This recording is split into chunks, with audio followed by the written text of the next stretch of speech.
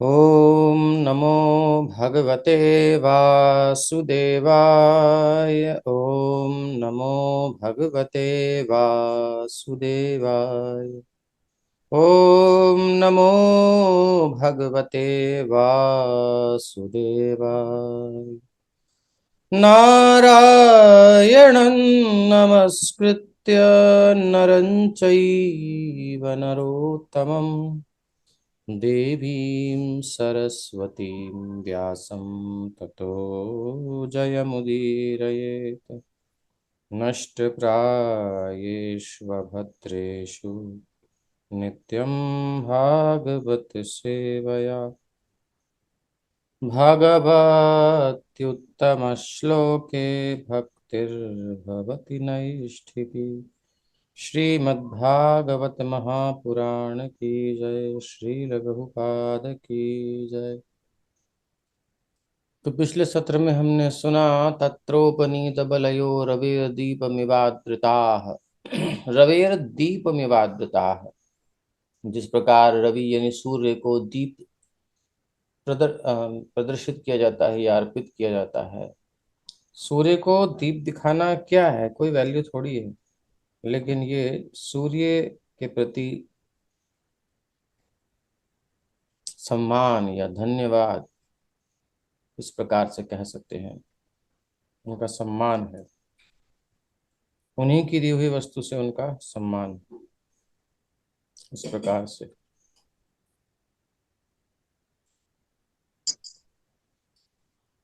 और भगवान तो आत्मनिर्भर है, उन्हें किसी की आवश्यकता नहीं है। अब आज के श्लोक में नता स्मते नाथ सदांघ्रि पंकजम विरिंच वैरिंच सुरेंद्र वंदितम परायणं क्षेममिहेच्छतां परम न यत्र कालः प्रभवेत परः प्रभुः। नागरिकों ने कहा, हे भगवान, आप ब्रह्मा, चारों कुमारों तथा स्वर्ग के राजा जैसे समस्त देवताओं द्वारा भी पूजित हैं। आप उन लोगों के परम आश्रय हैं जो जीवन का सर्वोच्च लाभ उठाने के लिए इच्छुक हैं। आप परम दिव्य भगवान हैं और प्रबल काल भी आप पर अपना प्रभाव नहीं दिखा सकते। तो नागरिक कह रहे हैं कि हे भगवान, सब आपकी पूजा करते हैं, सब सबके द्वारा पूजित हैं।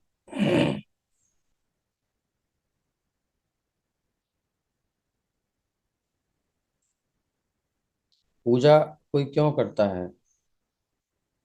कुछ उसको लाभ होता है या कुछ उसकी कनेक्शन होता है। कुछ ऐसे जो हमारा जिससे कोई कनेक्शन ही नहीं है तो हम पूजा क्यों करेंगे? और कनेक्शन होने के बाद भी पता नहीं है तो पूजा क्यों करेंगे या सम्मान क्यों करेंगे?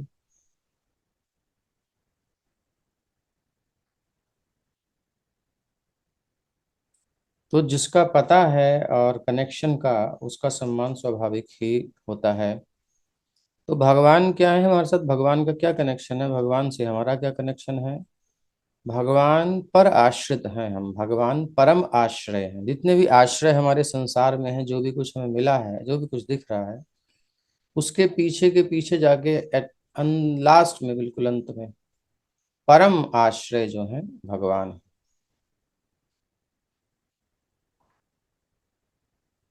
जैसे कोई वस्तु रखी है, उस वो किसी वस्तु के ऊपर रखी है, वो वस्तु किसी ऊपर और के ऊपर रखी है, वो किसी और के ऊपर रखी है, अंत में धरती पे सब है, तो धरती परम आश्रय हो गई।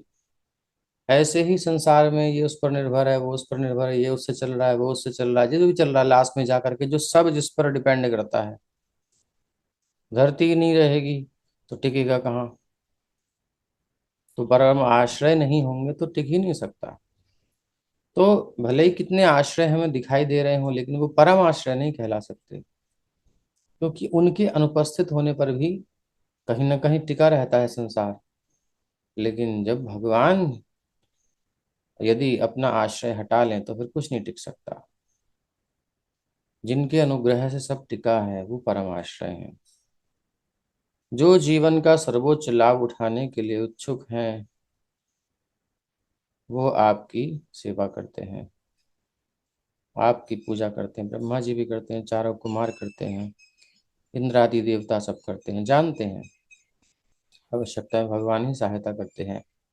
आप परम दिव्य भगवान हैं और प्रबल काल भी आप पर अपना प्रभाव नहीं दिखा सकता। कोई सोचे कि ये सपोर्ट नष्ट कर दी जाए तो कोई भी इस भगवान पर अपना प्रभाव नहीं दिखा सकता। तो क्योंकि श्री कृष्ण परमेश्वर हैं, ना कोई समान है ना उनसे बढ़कर है। जब समान ही नहीं हो सकता तो बढ़ेगा कौन से। ये क्या है, सारे शास्त्रों का निर्णय है। अब कुछ लोगों ने शास्त्र नहीं पढ़े होते, अपने कपोल कल्पित कुछ पन्ने लिख करके या रचनाएं लिख करके उसको पढ़ते रहते हैं, उससे समझ में नहीं आएगा। शास्त्र, शास्त्रों को पढ़ेंगे तब समझ में आएगा। वेद उपनिषद रामायण महाभारत आदि पुराण आदि सब शास्त्र हैं। वेदे रामायण चैव, वेद से लेकर रामायण तक, इतिहास तक सब शास्त्र आते हैं। आजकल के बुक्स जो इतिहास वो सब तोड़ मरोड़ कर दी गई हैं, उससे मतलब नहीं है। भारत का इतिहास ही नहीं पता लोगों को। हम में से किसको पता है? क्योंकि जब भारत स्वतंत्र हुआ तो जो हमारे स्कॉलर्स थे, जो हमारे सब जानकार थे, उनको साइड में कर दिया गया, बोले तुम हटो। किसको बनाया गया शिक्षा मंत्री? वो आप देख लीजिए। और उन्होंने क्या किया है? उन्होंने अपने हिसाब से काम किया है। जब तक थे तब तक हिंदी में टाइपराइटर नहीं बनने दिया। ऐसे महानुभाव थे, उनको वो पद दिया गया। वो क्या शिक्षा देंगे? भारत की शिक्षा मंत्री होना चाहिए, भारत की जो नस नस को जानता हो, भारत की कल्चर को, भारत की स्थिति को जानता हो, उसके प्रति प्रेम हो। बनाया उसको जिसका यहाँ से संबंध नहीं, बाहर से आया है, उद्देश्य भी खतरनाक है। आज तक वो चीजें चल रही हैं, धोखे में है। तो वो हिस्ट्री हिस्ट्री नहीं है, धोखा है। कुछ अंग्रेजों ने किया, कुछ मुगलों ने किया, और कुछ हमारे सो कॉल्ड भारतीय नेताओं ने किया। तो भारतीय नाम के हैं, काम के नहीं है। तो ऐसा जब तक हमारा जागरण स्वयं नहीं करेंगे कुछ होगा नहीं। क्रांति बाहर होनी चाहिए, अपनी वैल्यूज में पता होनी चाहिए। तो प्रभुपाद जी ने इसीलिए कहा कि तुम अंग्रेज लोग सब लूट करके ले गए, लेकिन हमारा कल्चर तुम लोगों ने ढक दिया। वो कल्चर भी देने आया हूँ, वो भगवत गीता, वो भागवत, हमारे शास्त्र तुम्हें देने आया हूँ, ताकि तुम इसे लो। अर्थात भारत केवल धन संपत्ति से नहीं था जो तुम लूट के लाए हो, भारत उसके कल्चर से था, उसकी वैल्यूज से था। वो मैं तुम्हें देने आया हूँ। और निस्संदेह प्रभुपाद ने विदेश में जा जा करके उनको वैल्यूज प्रदान करें। और आज उन उन शिष्यों ने कितने लोगों को वो सब चीजें आगे प्रदान की। तो भारत केवल इतना ही नहीं रह गया, भारत अब थोड़ा विस्तृत हो गया है। तो भारत की ये जो भौगोलिक संरचना ना देखें, हमारे शास्त्र उपनिषद पुराण आज संपूर्ण विश्व में पढ़े जा रहे हैं, तो वहाँ वहाँ भारत है। ऐसा मान करके हमें पूरे विश्व का भ्रमण करना चाहिए। अगर संभव है तो सब जगह बिना किसी भेदभाव के प्रचार करना चाहिए भगवत गीता का, भागवत का।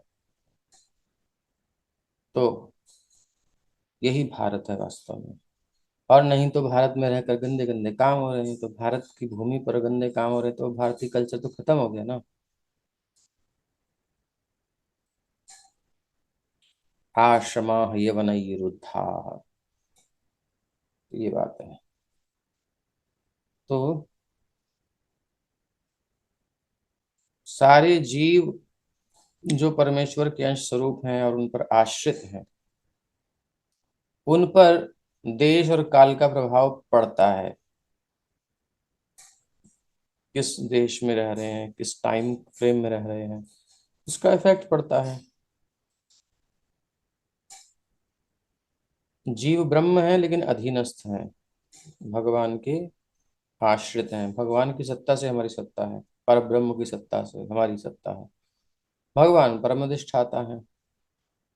बस जैसे इस बिल्कुल स्पष्ट सुस्पष्ट तथ्य को, फैक्ट को भूल जाते हैं, हम तत्काल मोहग्रस्त हो जाते हैं। मोह हमें ग्रस्त लेता है, कंफ्यूज हो जाते हैं, और फिर तीन ताप से ग्रस्त हो जाते हैं। मोह ग्रस्त करके तीन ताप से ग्रस्त हो जाते हैं, दोनों से ग्रस्त होते हैं। अब अच्छे खासे सूर्य निकला हुआ है, लेकिन किसी व्यक्ति को कोठरी में बंद कर दिया जाए, उसे सूरज दिखाई नहीं देगा, उसे प्रकाश मिलेगा नहीं, अंधेरा ही अंधेरा है। सूर्य निकलने के बाद भी अंधेरा है, क्योंकि कोठरी में बंद है।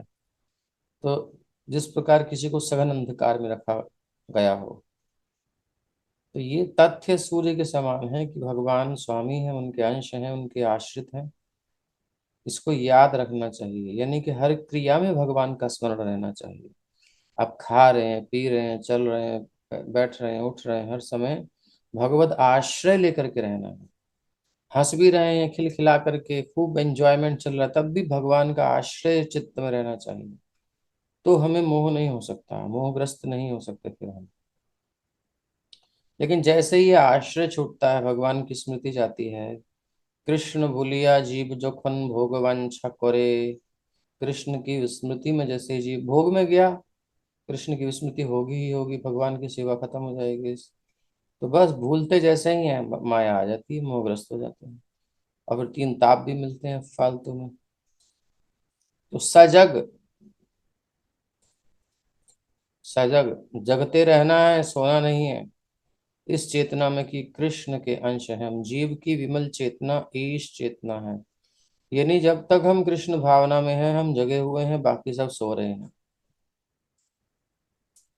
सो रहे मतलब भोगों में एंजॉयमेंट मान रहे हैं, दुख में सुख मान रहे हैं। तो ऐसी जिसके आगे, भगवान के आगे सारे जीव नतमस्तक होते ही हैं।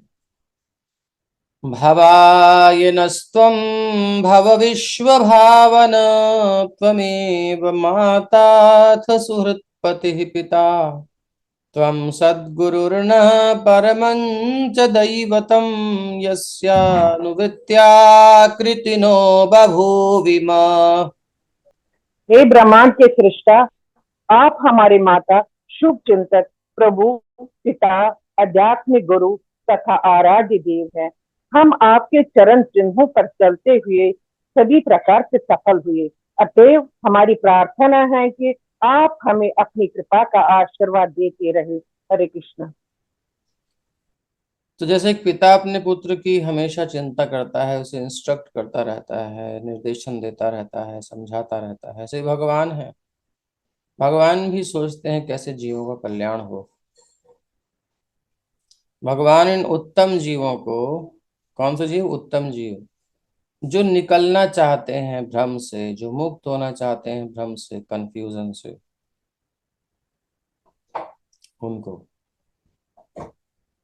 जो भोग विलास में संतुष्ट है उनके लिए नहीं, क्योंकि वो तो निकलना ही नहीं चाहते। इसलिए जो निकलना ही नहीं चाहता, उसे के लिए योजना बनाने का क्या लाभ? बच्चे ने खाना ही नहीं है, जो भोजन वो माता पिता बनाएंगे क्यों? खराब हो जाएगा ना। जो खाना है वही बनाएंगे। तो जिन्हें भोग विलास चाहिए, उनको भोग विलास देते हैं, और वो दुख भोग रहे हैं। जब उनको समझ में आए, वेट करते हैं कब इनको अकल आए, ये अच्छा नहीं है, फिर भी खाने की इच्छा करता है। एक बच्चा कहता है मुझे फास्ट फूड चाहिए और कुछ नहीं चाहिए, तो बाहर से फास्ट फास्ट खाता है, फास्ट लेके आता है, और फास्टली बीमार हो जाता है, वीक हो जाता है। आफ्टर सम टाइम समझ में आता है। और एक घर में खाता है बच्चा माता पिता का, बिल्कुल हेल्दी, बिल्कुल जैसा आयुर्वेद के अनुसार, बिल्कुल नियम कानून से, वो हमेशा स्वस्थ रहता है। बीमार होता है, जल्दी ठीक हो जाता है। तब इसको समझ में आता है कितना अंतर था, कहता है मुझे भी ऐसे ही रहना है। तो फिर इसके लिए भी वो व्यवस्था होती है। ऐसे ही है। तो उत्तम जीव जो भगवान की बात मानने को तैयार हो, भगवान उत्तम जीवों को फिर आदेश देते हैं कि उनके सदुपदेशों का पालन करें, शास्त्र के अनुसार चलें, मन के अनुसार ना चलें।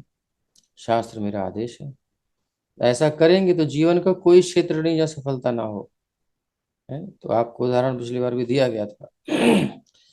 जो भी भौतिक क्षेत्र में आप सफलता चाहते हो, भगवान की भक्ति से वो सब मिल जाती है, नेचुरल मिल जाती है। हार्वर्ड यूनिवर्सिटी में पढ़ने का मौका नहीं मिला, वो पढ़ाने के लिए चला गया प्रोफेसर्स को, भगवान की भक्ति में आने के बाद, और वो सुन रहे हैं। तो ये प्रैक्टिकल चीज है।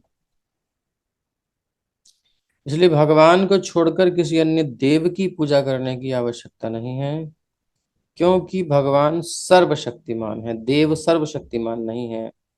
वो शक्तिमान हो सकते हैं, लेकिन सर्वशक्तिमान भगवान है। और यदि वो अपने चरण कमलों के प्रति हमारी आज्ञाकारिता, यानी उनके अनुकूल होकर के हम चल रहे हैं, से प्रसन्न हो जाएं, तो वो हमें भी सभी प्रकार के आशीर्वाद दे सकने में सक्षम है। समक्ष की जगह सक्षम है, जिनसे हमारे भौतिक तथा आध्यात्मिक दोनों जीवन सफल हो जाते हैं। तो भौतिक जीवन भी ऐसा नहीं है कि भक्त का असफल होता है, वो सफल होता है। और आध्यात्मिक जीवन भी सफल होता है। दोनों हाथ में लड्डू होते हैं उसके, लेकिन वो लड्डू जहर से भरे नहीं होते। संसारी लोग जो सफल होते हैं उसमें जहर होता है, क्योंकि उसमें मृत्यु भरी होती है, बार बार मरना पड़ेगा उनको अपनी सफलता में भी, वो नहीं बच सकते। लेकिन भगवान के अनुसार चलेंगे तो जब तक रहेंगे संसार में मौज, संतुष्ट, और उसके बाद भगवत धाम में भगवान की सेवा। तो आध्यात्मिक जीवन की उपलब्धि के लिए मनुष्य जीवन ही वो अवसर है। ये अवसर कहीं और नहीं है। ये अवसर तो ही फिर ना मिलेगो, फिर नहीं मिलेगा, पता नहीं कब मिलेगा, कहाँ क्या, तो भगवान की कृपा से मिल गया। चूक मत दाओ, मत चूक है चौहान। मनुष्य जीवन ही वो अवसर है जिसमें ईश्वर के साथ अपने नित्य संबंध को समझा जा सकता है। यही है वो इंस्ट्रूमेंट्स जो भगवान ने हमें दिए हैं, मनुष्य शरीर में चांस दिया है समझने का। और किसी योनि में संभव नहीं है कि वो स्क्रिप्चर्स पर या चिंतन करे फिलोसफिकल। किसी को नहीं देखा होगा आपने किसी योनि में। इवन देवता तक भी नहीं कर पाते। जानते हैं, समझते हैं, लेकिन फिर भी भोगों में फंसे रहते हैं। वो कर सकते हैं, हायर होते हैं, ज्ञान होता है, लेकिन इतना भोग होता है कि उसमें वो उलझे रहते हैं अपने भोगों में। यहाँ कर्म करने का अधिकार है, यहाँ चौराहा है, आप किधर भी जा सकते हो। यहाँ सुख दुख मिलते रहते हैं, वहां केवल सुख ही सुख है, या कहीं नरक में दुख ही दुख है। तो इतना फंसा होता है आदमी, सोच नहीं सकता। यहाँ कभी कभी फंसते हैं, कभी कभी निकलते हैं। तो जब निकलते हैं तो समझ में आता है यार ये चीज है, ये चीज है। तो ये चौराहा है। उनसे यानी कृष्ण से हमारा संबंध सनातन है, उसको कभी तोड़ा नहीं जा सकता। इसलिए ये ना सोचें कि हम भगवान से अलग हो गए हैं, ये भ्रम है। भगवान से अलग हो गए तो प्रभुपा जी क्यों कह रहे हैं संबंध क्या फिर खत्म हो गया अगर अलग हो गए तो? नहीं, संबंध सनातन है, हमेशा से थे, हैं, रहेंगे। ना तो उसको तोड़ा जा सकता है, ना विनष्ट किया जा सकता है। टूट भी नहीं सकता, विनष्ट भी नहीं हो सकता, बिल्कुल डिलीट नहीं हो सकता परमानेंट। ना ब्रेक कर सकते हैं, लुंज पुंज भी नहीं कर सकते, यानी कोई इफेक्ट पड़ने वाला ही नहीं है। सनातन संबंध है भी भगवान के साथ। फिर क्या हो सकता है? केवल कंफ्यूजन। हस्बैंड वाइफ के अंदर कंफ्यूजन हो जाता है कई बार। उसने कहा कुछ, उसने सुना कुछ, और गुस्सा आ गया, वो मुंह फुलाए बैठा है, 2 4 5 10 दिन के लिए बात ही नहीं कर रहा। मन से निकाल लिया उसने। आता है कभी घर में भी आता है, बस आकर के चुपचाप चला जाता है कमरे में, कोई बात ही नहीं है। फिर एक दिन बाद पता चली तो उसने कहा अरे भाई ये तो ऐसे था, ऐसे, ओह सॉरी, मैं तो क्या समझ लिया था। तो भूल सकते हैं या विमुख हो सकते हैं गलती से, बस वो रिलेशन थोड़ी खत्म हो गया। मत बात करे, मत रहे साथ में, फिर भी वाइफ तो उसी की है, हस्बैंड तो उसी का है। अथवा माँ पुत्र में, पिता पुत्र में मतभेद हो जाए, कंफ्यूजन हो जाए और वो अलग हो गए, लेकिन संबंध तो वही रहेगा ना। कौन है? अभी फलाने का बेटा है, वो देखो छोड़ के चला गया। फलाने का बेटा देखो ऐसे काम कर रहा है। अरे मेरा उससे कोई मतलब नहीं, मैं छोड़ दूंगा, बोले फिर भी तुम हो तो उसी के बेटे। संबंध थोड़ी खत्म होता है। जब भौतिक जगत में ही तात्कालिक संबंध भी नष्ट नहीं होता। तो ये तो आत्मा सनातन है, भगवान सनातन है, तो संबंध भी सनातन है। हमसे हमारा संबंध सनातन है। वो हमारे हैं, हम उनके हैं, इसे कोई नकार नहीं सकता किसी भी कंडीशन में, भले हम कितने नीच हों। इसलिए हैं उन्हीं के। बस भूल गए हैं। बस भगवत कृपा से उसे पुनः जागृत किया जा सकता है, यही है भक्तों का कार्य। गोपाल जी यही देने आए संपूर्ण विश्व में। यदि हम देश काल के अनुसार सभी शास्त्रों में दिए गए उनके आदेशों का पालन करें तो इसे जागृत किया जा सकता है, और मन के अनुसार चले तो जागृत नहीं किया जा सकता। तो जगा लो, मनुष्य शरीर इसलिए मिला है। अहो सनाथा भवता स्मद्वयम् स्मयद्वयम् अहो सनाथा भवता स्मयद्वयम् त्रयीविष्टपानामपि दूरदर्शनम् प्रेमस्मितस्निग्धनिरीक्षणाननम् पश्येम रूपं तव सर्वसौभगम्। अहो, ये तो हमारा सौभाग्य है कि आज पुनः आपकी उपस्थिति से हम आपके संरक्षण में आ गए, क्योंकि आप स्वर्ग के निवासियों के यहाँ भी कभी कभी जाते हैं। आपके स्थित मुख को देख स्मित पाना, मुस्कुराते हुए, स्मित मुख। स्मित मुख को देख पाना हमारे लिए अब संभव हो गया है, जो स्निग्ध चितवन से पूर्ण है। हम हम आपके सर्व सौभाग्यशाली दिव्य रूप का दर्शन कर सकते हैं। तो शुद्ध भक्त ही केवल भगवान के नित्य साकार, ऐसा नहीं वो आकार लिए हैं, हमारे लिए रूप धारण किया उन्होंने, ऐसा नहीं, नित्य साकार रूप का दर्शन कर सकते हैं। भगवान कभी भी निराकार नहीं होते। तो फिर दिखते क्यों नहीं है? बोले भक्ति में सेवा से साक्षात अक्ष अपनी आंखों के सामने देख सकते हैं। जो स्वर्ग के निवासियों के लिए भी दुर्लभ है वो भक्त देख सकता है भक्ति से।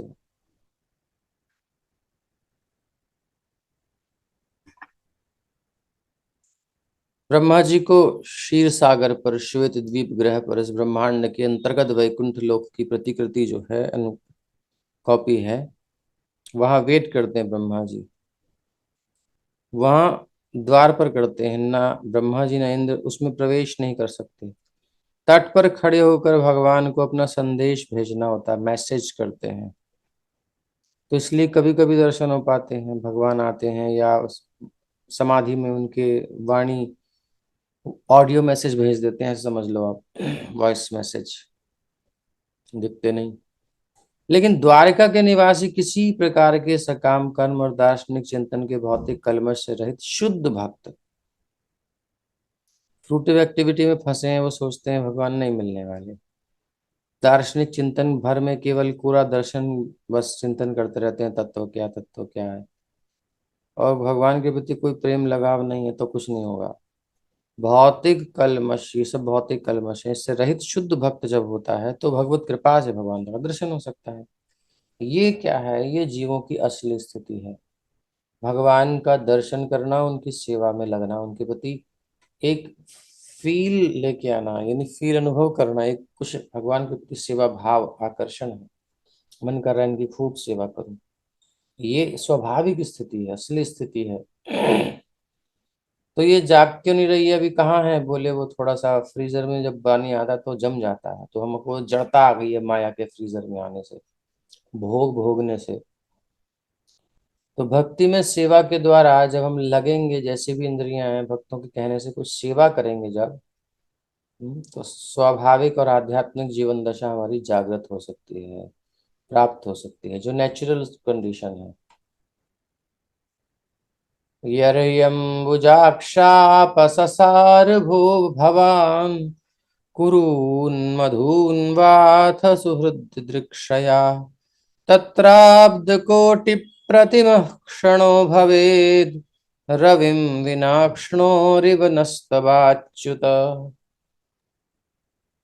हे कमल नयन भगवान, आप जब भी अपने मित्रों तथा संबंधियों से भेंट करने मथुरा, वृंदावन या हस्तिनापुर चले जाते हैं, तब आपकी अनुपस्थिति में प्रत्येक क्षण में करोड़ों वर्षों के समान प्रतीत होता है। हे अच्युत, उस समय हमारी आंखें इस प्रकार व्यर्थ हो जाती है मानो सूर्य से बिछुड़ गई हो। ये है वो प्रेम भगवान के प्रति जो स्वाभाविक है हम लोगों के लिए। और अभी संसार में हम स्थूल स्तर पर जो देखते हैं वो अस्वाभाविक है, वो स्वाभाविक नहीं है।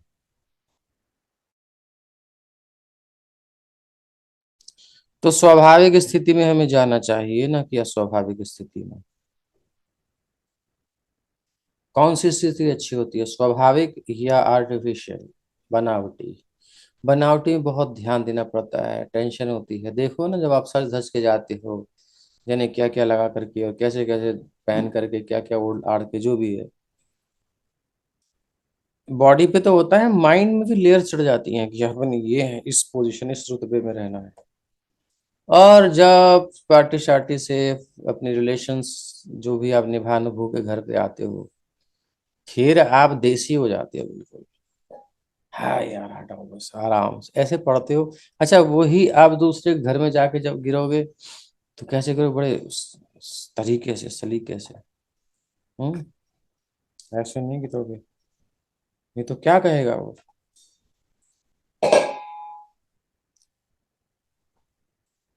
घर पे आते ही नॉर्मल हो जाते, तो ये स्वाभाविक है। वो आप हमेशा रह सकते हो, लेकिन आर्टिफिशियल ज्यादा देर नहीं रह सकते, थक जाओगे। बोले कब छूटेगी जान यहाँ से, बहुत टाइम हो गया। घर से कभी नहीं कहते कि कब छूटेगा घर हमारा, कहते आराम, यहाँ तो रिलैक्स है, सब नेचुरल है, स्वाभाविक है। ऐसे ही ये स्वाभाविक स्थिति है भगवान के प्रति। ये जो भगवान के प्रति भावना है, विरह की अनुभूति है, ये जो प्रेम है, ये जो वाणी बता रही है, ये वास्तव में असली स्थिति है और ये स्वाभाविक स्थिति है। सूर्य के अभाव में हम कुछ नहीं देख सकते, जिस प्रकार उसी प्रकार भगवान की वास्तविक उपस्थिति के बिना हम कुछ भी नहीं, यहाँ तक कि अपने आप को भी नहीं देख सकते। कहाँ देख पाते हैं हम, शरीर मानते हैं ना अपने आप को। भगवान की विस्मृति में लोग शरीर तो मान के चलते हैं अपने आप को, और शरीर के सुख के लिए, मन के सुख के लिए, बुद्धि में संतुष्टि के लिए ये सब काम करते हैं। माइंड सेटिस्फाइड हो जाए, मन संतुष्ट हो जाए, बुद्धि में जो ज्ञान की भूख है पूरी हो जाए, बात समझ में नहीं आ रही समझ में आ जाए, बस भौतिक स्तर पर। तो इतना सब होने के बाद भी भगवान की विमुखता के कारण हम क्या समझते हैं अपने आप को, शरीर समझते हैं, मन बुद्धि चित्त समझते हैं, इसी में फंसे हुए हैं। इसलिए खुद को नहीं देख पा रहे, खुद का खुद से परिचय नहीं है कि हम भगवान के अंश हैं, आत्मा हैं। उनके बिना हमारा सारा ज्ञान माया से ढक जाता है।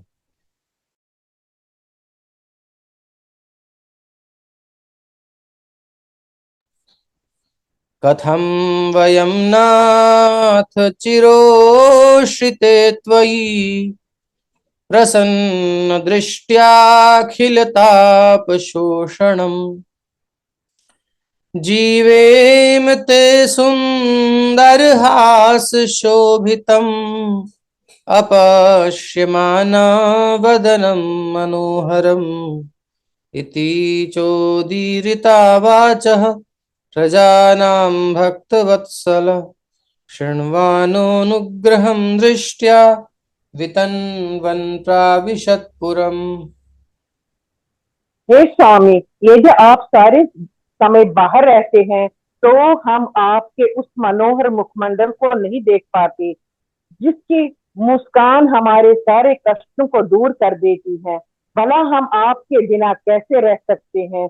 उनकी वाणी सुनकर प्रजा तथा भक्तों पर अत्यंत दयालु भगवान ने द्वारिकापुरी में प्रवेश किया और उन सब पर अपनी दिव्य दृष्टि डालते हुए उनका अभिनंदन स्वीकार किया।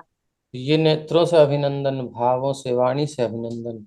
अभिनंदन मतलब प्रेम पूर्वक वचन, भगवान के साथ अफेक्शन, आकर्षण, आसक्ति, ये स्वाभाविक है हम सबके लिए।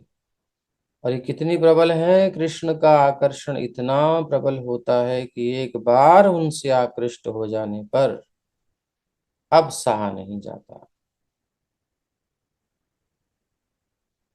हेरे नंदलाल कभी मेरी गली आइयो ना, आवे तो मोहन मुरली बजइयो ना, बांसुरी बजावे तो मेरी और निहारियो मत, निहारियो ना, और निहारियो तो मुंह को कभी छुइयो ना, और कहीं एक बार मेरा आलिंगन कर ले तो फिर कभी छोड़ के जाइयो ना, अरे फिर नहीं रह पाएंगे।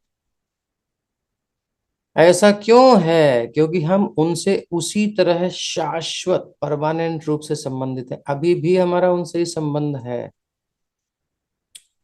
वो है, था, रहेगा, लेकिन वो तो है ही है। और देखते हैं, और देखते हैं, तनख्वाह तो मिल ही रही है, थोड़ा घूसखोरी कर ले ऐसे। घर में तो श्रीमती जी हैं ही, इधर उधर कोई जैसे दृष्टिपात करे ऐसे। व्यभिचार करते हैं हम लोग, अपने प्रियतम को नहीं याद रखते, दूसरी जगह देख रहे हैं, माया से भ्रमित हैं। तो क्योंकि हम उनसे उसी तरह शाश्वत रूप से संबंधित हैं, जिस प्रकार सूर्य की किरणें सूर्य मंडल से संबंधित होती हैं। संबंध तो है, लेकिन जागृत नहीं है, सोया हुआ है, उसे जगाना, और कुछ नहीं करना।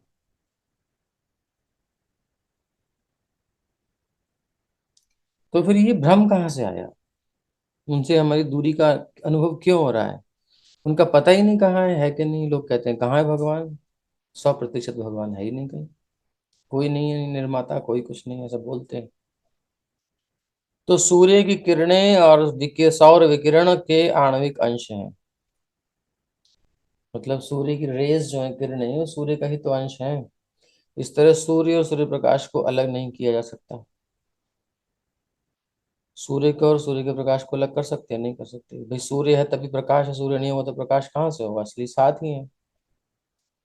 तो बादलों के द्वारा जो सूर्य का और प्रकाश का विलगाव हो जाता है, सेपरेशन हो जाता है, कितने समय के लिए? क्षणिक होता है, कृत्रिम होता है। बादल आए, बीच में प्रकाश गया, सूरज गया,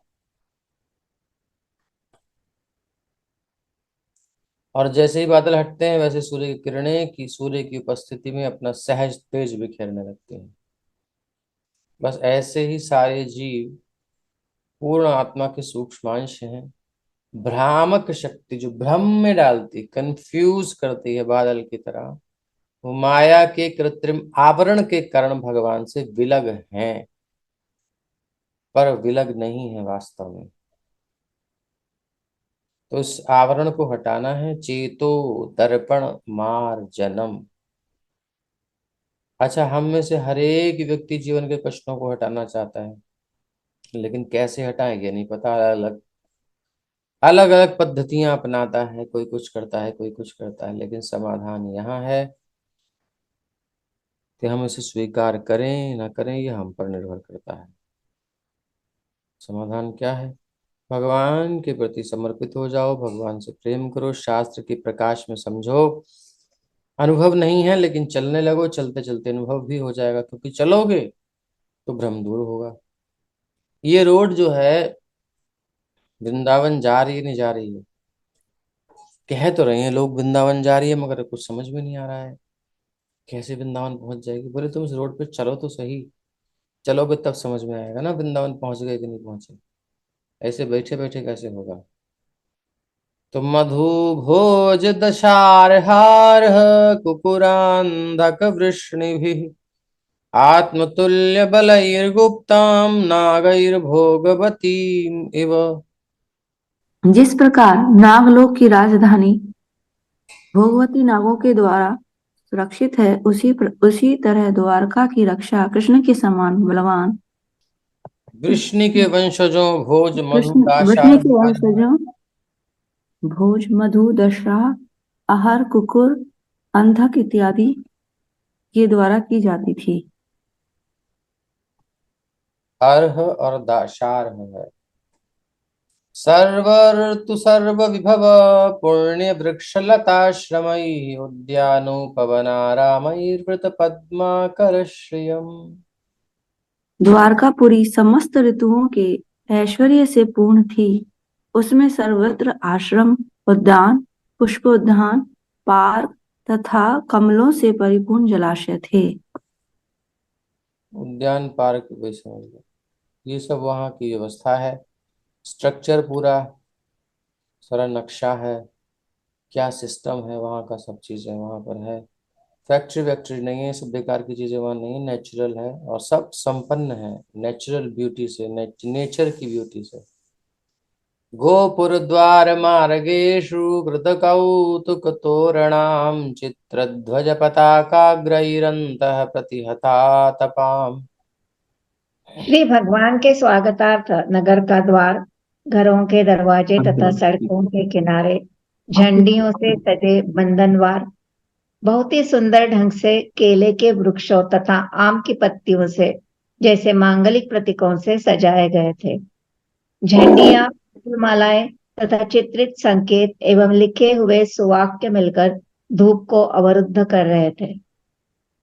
सम्मार्जित महामार्ग रथ्यापणक चत्वरां सिक्तां गन्धजलैरुक्तां फलपुष्पाक्षतांकुरैः। राजपथ मार्गों, गलियों, बाजारों तथा सार्वजनिक स्थानों को भली भांति चाट बुहार कर उन पर सुगंधित जल छिड़का गया था और श्री भगवान का स्वागत करने हेतु सर्वत्र फल फूल तथा अक्षत अंकुर बिखेरे गए थे। ये सब किया गया। द्वारि द्वारि गृहाणां च दध्यक्षतफलेक्षुभिः अलङ्कृतां पूर्णकुम्भैर्बलिभिर्धूपदीपकैः। प्रत्येक घर के द्वार पर दही, अक्षत, फल, गन्ना तथा पूरी बने हुए जल पात्रों के साथ ही पूजन की सामग्री, दूध तथा बत्तियां सजाई गई। द्वारि द्वारि गृहाणां दधि अक्षत इक्षुभिः फल अलंकृताम। तो ये पुरानी सभ्यता है और आजकल दूध मिलता है, दही मिलता है, फल मिलते हैं, बोले मिलते हैं। कैसे मिलते हैं? पेस्टिसाइड लगे हुए, जहर भरे हुए।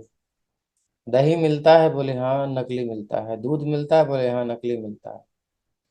तो क्या ये फैक्ट्री बनाई गई है दूध बनाने के लिए? डेयरी, मदर डेयरी, दूध बनता है, दही बनती है, नेचुरल नहीं है। तो ये सब सभ्यता की उन्नति है। जो बेसिक हमारी आवश्यकताएं हैं उन्हीं में जहर डल रहा है, हेल्थ के साथ खिलवाड़ हो रहा है, तो उन्नति का लाभ क्या है? फैक्ट्रियों को खत्म कर देना चाहिए, मिल्स को नष्ट कर देना चाहिए जिसमें ये बेकार की चीजें बन रही हैं, जिसकी नीड नहीं है। पहले बेसिक आवश्यकताएं पूरी होनी चाहिए। जो बेसिक नीड है हमारी, आहार की, वस्त्र की, घर की और प्रकृति की सुरक्षा करते हुए, प्रकृति नेचर के साथ खिलवाड़ ना करते हुए, पॉल्यूशन ना बढ़ाते हुए, जीवन को नरक ना बनाते हुए, लेकिन सारी काम उल्टे चल रहे हैं आज। ये पुरातन सभ्यता है। कितने प्रसन्न है सब, बढ़िया से असली फूल, ये नहीं कि नकली फूल लगा रहे हैं, फूलों की कमी हो गई है। मिठाई भी असली नहीं, नकली खोआ बन बन के आ रहा है। स्वादिष्ट खाद्य, अब तो रस ही नहीं बचा। भोजन, अन्न, सब्जियों में टेस्ट ही खत्म हो गया है ही नहीं कुछ, बस डालो घास भूसा अंदर, नेचुरल टेस्ट खत्म। तो हमें ही नहीं अच्छा लग रहा, भगवान को क्या अर्पित करें? इसलिए प्रभुपाद कहते हैं ग्रो करना चाहिए अपना सब कुछ, और उसमें ऐसी जहरीले रसायन न डाल करके नेचुरल होना चाहिए। गायों से, गाय के गोबर से, ये सब चीज़ होनी चाहिए। ये कम्युनिटी की बहुत ज़रूरत है, नहीं तो आगे जीना मुश्किल हो रहा है। और ये सब भगवान को अर्पित किया जाए तो भगवान भी प्रसन्न हो, क्योंकि वो वन में रहने वाले हैं, वन की संपत्ति से परिचित हैं।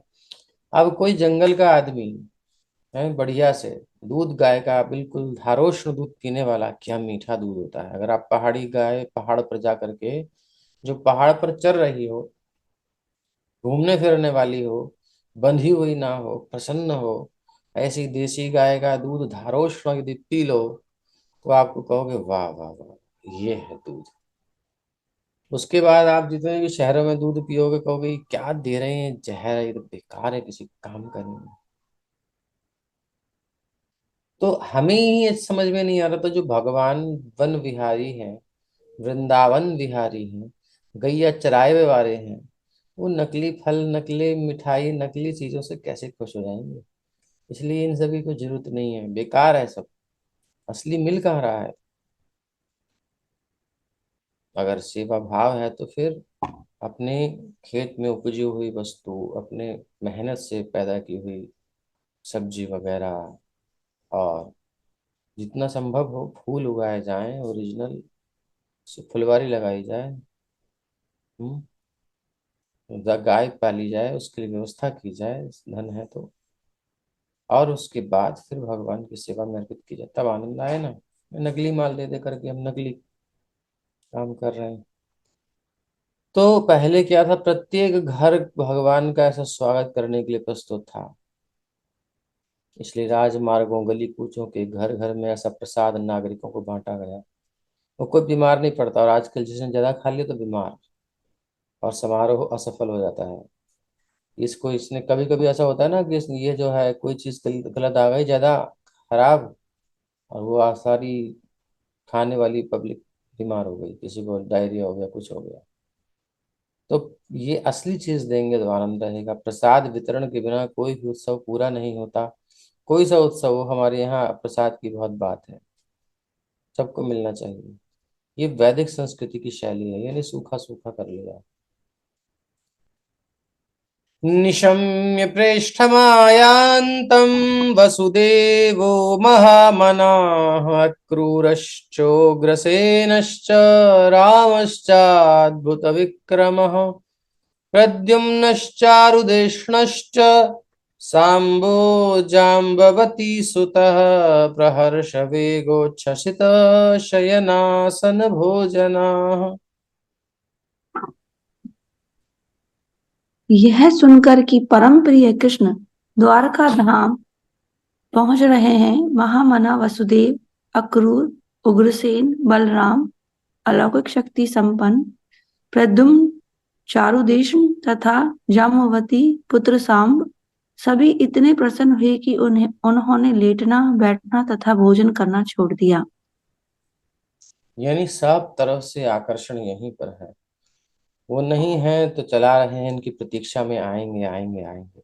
आ गए तो बस सब फीका हो गया, भगवान आ गए अब तो ये सब के बारे में है। पढ़ लीजिए कौन कौन स्वागत करने आए।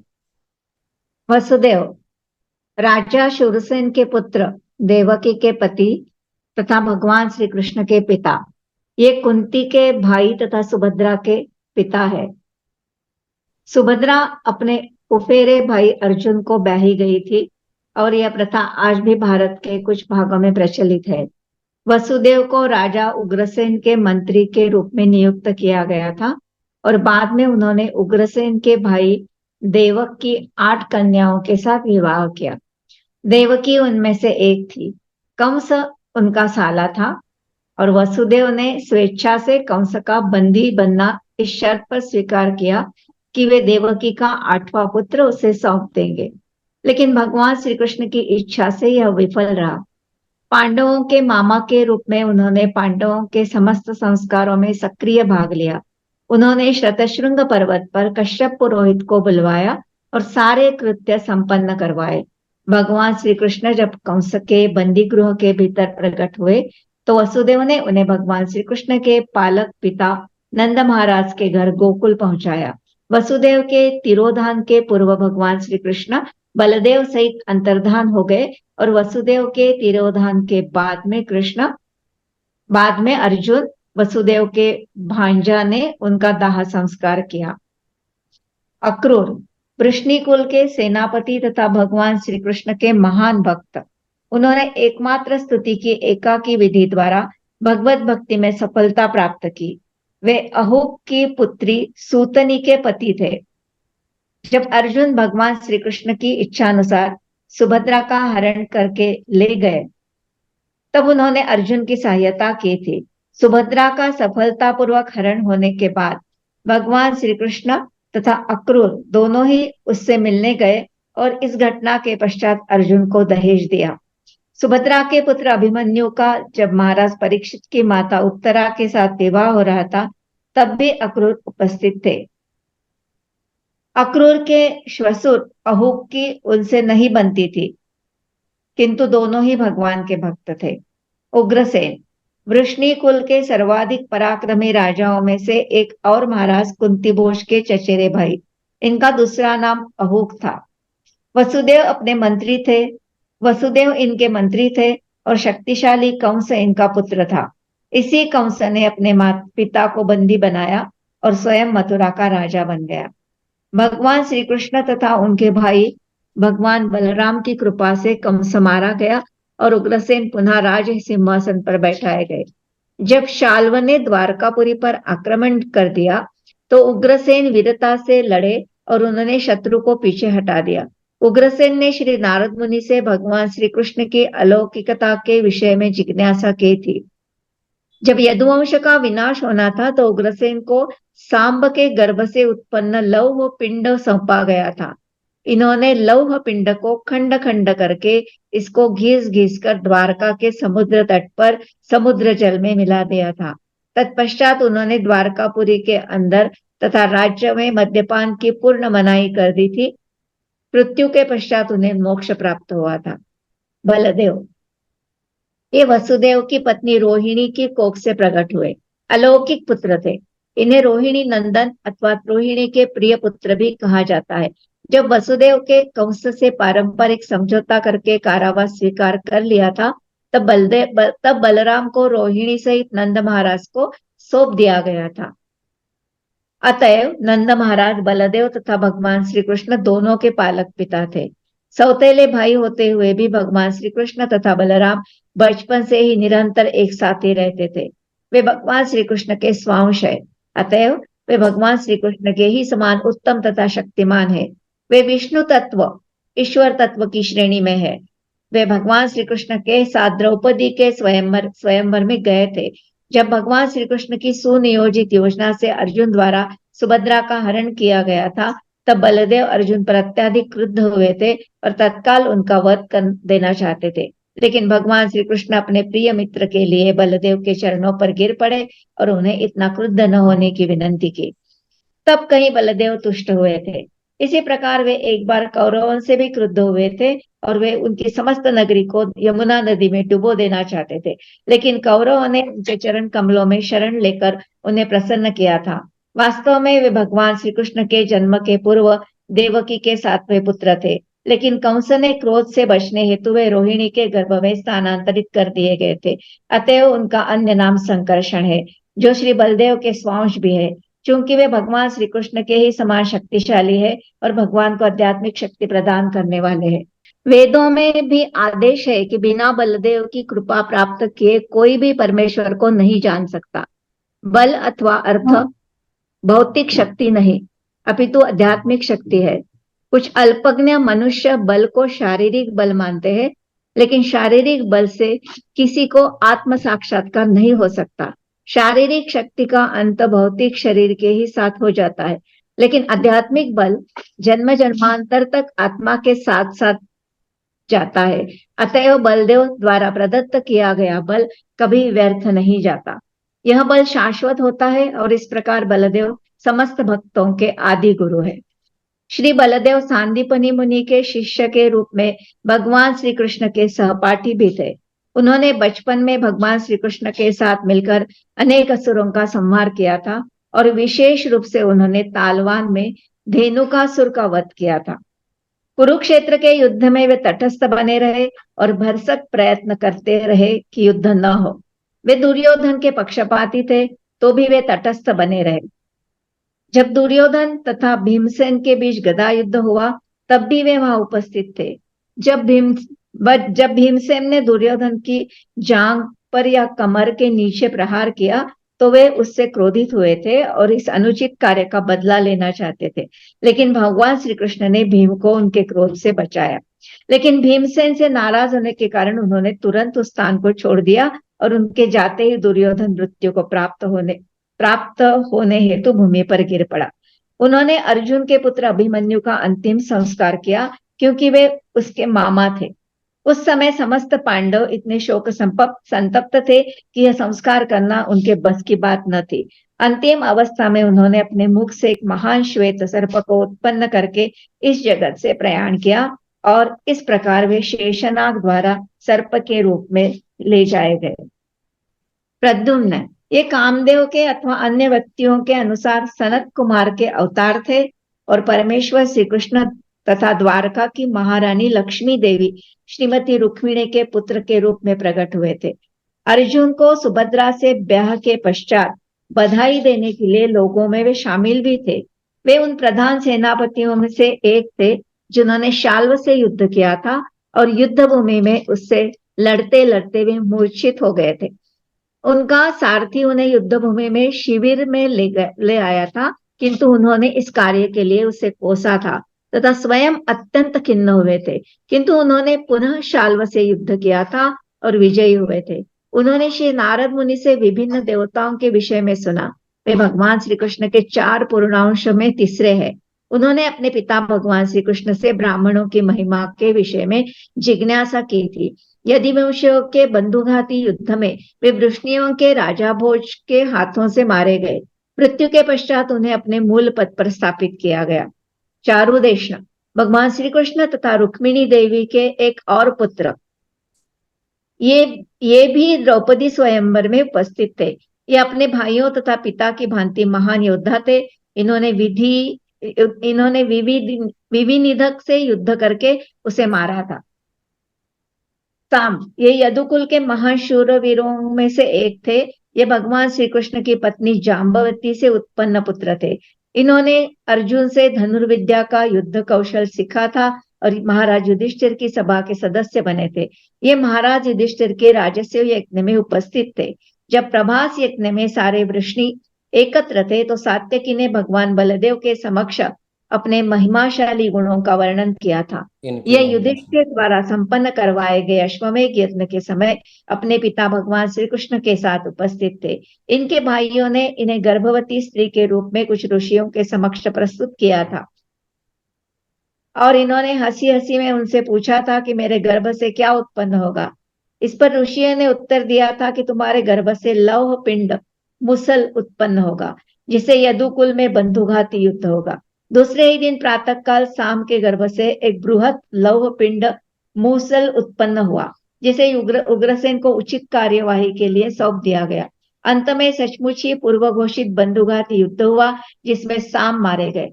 इस प्रकार भगवान श्री कृष्ण के ये पुत्र अपना अपना स्थान त्याग कर तथा विश्राम करना, बैठना, खाना जैसे कृत्यों से विरत होकर अपने पूज्य पिता की ओर दौड़ पड़े। हरे कृष्ण। ये सब के सब भगवान से मिलने दौड़ पड़े। ये आकर्षण है हमारा स्वाभाविक स्वरूप। तो हमारी एक ओरिजिनल फैमिली है, रियल फैमिली। जो हमारी डुप्लीकेट फैमिली है ये खत्म हो जाती है, सब खत्म हो जाएगा। नए नए परिवार मिलेंगे, नए नए रिलेशंस मिलेंगे, नई नई बातें, नए नए सब प्यार के वादे हैं। ये सब बातें हैं और कुछ नहीं है, बेकार की, टेम्परेरी हैं, ओरिजिनल नहीं है। इसलिए इसमें संतुष्टि किसी को मिल ही नहीं सकती। अच्छा है तो भी छूटेगा, बुरा है तो भी छूटेगा, खत्म हो जाना है। ये ओरिजिनल फैमिली है हमारी। तो ये लीला पूर्वक इधर आते हैं, चले जाते हैं, लेकिन ये संबंध नित्य है और ये भगवान के साथ नित्य है। भगवान के धाम से लीला में पार्टिसिपेट करने के लिए यहाँ आए, फिर वापस चले गए। तो रहते फैमिली में ही है, पापा के साथ घूमने आते हैं फिर चले जाते हैं, मेला देखने आए चले गए, है हमेशा कनेक्शन में। और हमें पता ही नहीं हमारे पिता कौन है। कभी शर्मा जी को, कभी वर्मा जी को, कभी इसको उसको बनाते रहते हैं पिता माता, सब रिलेशन, सब अनित्य है, क्षणिक। और उसमें गर्व करते हैं, वाह मैं इतनी बढ़िया बिटिया का पिता हूँ, मैं इतने बड़ा बेटा का पिता हूँ, हमारा तो ये खानदान है, हमारा तो ये कुल है। ये सब तो टेम्परेरी है, कहाँ नित्य है, कुछ है कहाँ। ये तो केवल एक खेल है। खेल में क्या तुम खुश हो रहे हो थोड़ी देर के लिए, फिर नया कुछ आ जाएगा। तो कब तक ऐसे चलेगा, कब तक चलेगा ऐसे।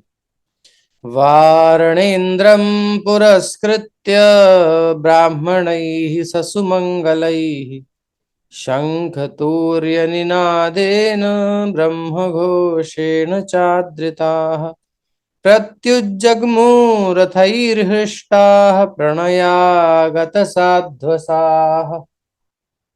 वे फूल थामे हुए ब्राह्मणों सहित रथों पर श्री भगवान की ओर तेजी से बढ़े। उनके आगे आगे सौभाग्य के प्रतीक हाथी थे शंख तथा तुरही बज रहे थे और वैदिक स्तोत्र उच्चारित हो रहे थे। इस प्रकार उन्होंने स्नेह सिक्त अभिवादन किया। जी। वारमुख्याश्च शतशो यानैस्तद्दर्शनोत्सुकाः लसत्कुण्डलनिर्भात कपोलवदन श्रियः। उसी समय सैकड़ों विख्यात वेश्याएं विविध सवारियों पर आरूढ़ होकर आगे बढ़ चली।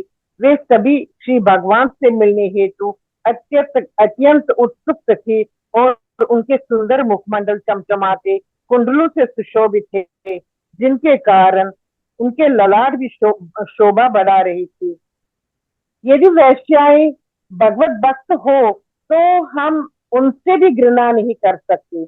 आज भी भारत के बड़े बड़े नगरों में ऐसी अनेक वैश्याएं हैं जो श्री भगवान की निष्ठावान भक्त हैं। समय के फेर से किसी को ऐसा पेशा ग्रहण करना पड़ जाता है जो समाज में सम्मानित न हो, लेकिन इसके कारण भगवत भक्ति करने में कोई व्यवधान नहीं आता। श्री भगवान की भक्ति समस्त परिस्थितियों में निर्विघ्न रहती है। इस वर्णन से ज्ञात होता है कि आज से 5000 वर्ष पूर्व द्वारिका जैसे नगर में भी, जहाँ भगवान श्री कृष्ण निवास कर रहे थे, वैश्याएं रहती थी। इसका अर्थ यह है कि समाज के समुचित निर्वाह के लिए वैश्याएं भी आवश्यक अंग है। सरकार शराब की दुकानें खोलने देती है तो इसका अर्थ ये नहीं है कि सरकार मदिरा पान को प्रोत्साहित करती है। भाव यह है कि मनुष्यों का एक ऐसा वर्ग है जो किसी भी कीमत पर मदिरा पान करेगा, और ऐसा अनुभव है कि मद निषेध से बड़े बड़े शहरों में शराब की तस्करी को बढ़ावा मिला है। इसी प्रकार से जो व्यक्ति घरों में संतुष्ट नहीं हो पाते हैं, उन्हें ऐसी छूट की अपेक्षा रहती है। और यदि वैश्याएं न हो तो ऐसे निम्न लोग दूसरों को वैश्यावृत्ति के लिए प्रेरित करेंगे। अच्छा हो कि वैश्याएं बाजारों में उपलब्ध हो, जिससे समाज की पवित्रता कायम रहे। समाज के अंदर वैश्यावृत्ति को प्रोत्साहन देने की अपेक्षा वैश्य वर्ग को बनाए रखना अच्छा होगा। वास्तविक सुधार तो सभी लोगों को भगवत भक्त बनाने हेतु समझाना है, जिससे जीवन के समस्त पतोन्मुख कारकों पर रोक लगेगी। हरे कृष्ण। विश्व तो ये जो वेश्याएं थी, ये जो आउटसाइडर्स, जो ट्रेडर्स आते थे, ये उनको आवश्यकता होती थी, तो उनकी नीड के लिए भी थी, और यहाँ के कल्चर को डिस्टर्ब ना करें। ये आप जानते हैं, फॉरेनर्स जब अंग्रेज थे तो क्या क्या करते थे, तो ये डिस्टरबेंस ना हो। तो कई चीज़ें ऐसी हैं संसार में, दोष तो हैं ही, इसलिए रहने की जगह नहीं है, लेकिन इसको एडजस्ट करके किस प्रकार से किया जाता है। तो मदिरा की भी बात है, तो लेकिन कल्चर में हमारे नहीं था ये। किसी परिस्थिति में किसी चीज को नियमित करने के लिए कुछ व्यवस्था, क्योंकि समाज के अंदर ये चीज ना आए, यानी हमारे कल्चर डिस्टर्ब ना हो, जो एक मूल्य है, वैल्यूज न चले जाए। नहीं तो फिर जैसा कि आजकल हो रहा है, जो सीरियल बन रहे हैं, जो भी छोटे मोटे वीडियो शॉर्ट बन रहे हैं, जो भी है, जो भी लेडीज आ रही हैं मीडिया में, जो हाईलाइटेड हो रही हैं, वो यही कह रही हैं कि नॉर्मल है, कोई मतलब नहीं है, कोई रिलेशन की जरूरत नहीं है, वो एक दिखाने का रहना चाहिए शोपीस, बाकी सबके साथ मौज करो। ऐसे ही आदमी के लिए, ऐसी स्त्री के लिए। कल्चर खत्म कर दो बिल्कुल। मैं कॉलेज ने शुरू किया था, वो उसने शिक्षा पद्धति से किया, और फिर स्टूडेंट्स की लव स्टोरी बना बना करके, ये सब करके भी एक से मन भरा, दूसरे के साथ, फिर तीसरे के साथ। ये वेश्यावृत्ति जो समाज में आज फैल गई है, इससे तो अच्छा था ना कि एक जगह सीमित वेश्यावृत्ति थी। वेश्यावृत्ति एक जगह सीमित हो जाए, ये सारे समाज में घर घर में पहुंच जाए, सारे कल्चर को डिस्ट्रॉय कर दे, वैल्यूज खत्म कर दे, नीचता पर आ जाए, हत्याएं करें, और जो है किडनैपिंग हो, हत्या करवाए, चोरी हो, बलात्कार हो, ये सब जो सब समाज में भर जाए, उससे तो अच्छा है एक ही जगह सीमित हो जाए। ये अगर थोड़ी सी बुद्धि होगी तो समझ में आएगी बात, लेकिन वो इनको राजी नहीं थे, इसलिए सब समाज में भरना है। तो सोशल मीडिया बहुत अच्छा काम कर रहा है इस बारे में, और ताली बजानी चाहिए उनके लिए, और हमको शर्म आनी चाहिए कि हम ऐसे सोशल मीडिया को देख लेते हैं। तो ये सब चीजें हैं, तो ये सब व्यवस्थाएं पहले थी, अभी नपुंसक हो गए हैं सब। किसी के अंदर पुरुषत्व नहीं है कि वो इनको बंद करे। कोई सरकार बंद करती है पोर्नोग्राफी को, तो उस पर फिर लोग चिल्लाते हैं, यानी कि ऐसी स्थिति हो गई है। वेश्यावृत्ति नहीं तो क्या है अब, जो भी थोड़े से अंग को दिखा करके आपके इतने व्यूज आ जाते हैं। ना पढ़ना पड़ा, न बुद्धि की आवश्यकता, न कुछ समाज में देने की आवश्यकता, कुछ मेहनत की आवश्यकता नहीं, थोड़ा सा लूज करो और बस व्यूज ले लो। जितने व्यूज आएंगे उतनी ज्यादा आपका मनी आएगी, मनी हनी मिल रहा है केवल थोड़ा सा लूज करने से। बस खत्म बात, यही चाहिए। वैल्यूज तो खत्म हो गई। कहाँ इतना परिश्रम करना, सीए पढ़ना या फिर आईएएस बनना, ये सब मेहनत कर करके वो जो बन रहे हैं, उनसे ज्यादा ये लोग कमा लेते हैं। तो ये वेश्यावृत्ति है, ये अच्छी है, ये चल रही है। इजी वे ढूंढ रहा है आदमी, वैल्यू खत्म हो जाए, बस खाने पीने भोगने के लिए पशुवत जीवन जीने में संतुष्ट हैं। तो ये आचार्यों को नष्ट किया गया, गुरुकुल को नष्ट किया गया, संस्कृति को नष्ट किया गया अंग्रेज और मुगलों से। उसके बाद फिर हमारे जो नेता हैं सो कॉल्ड, उन्होंने बड़ी कृपा करी, और अब जो हो रहा है वो देख ही रहे हो। तो इस सब पर रोक लगनी चाहिए।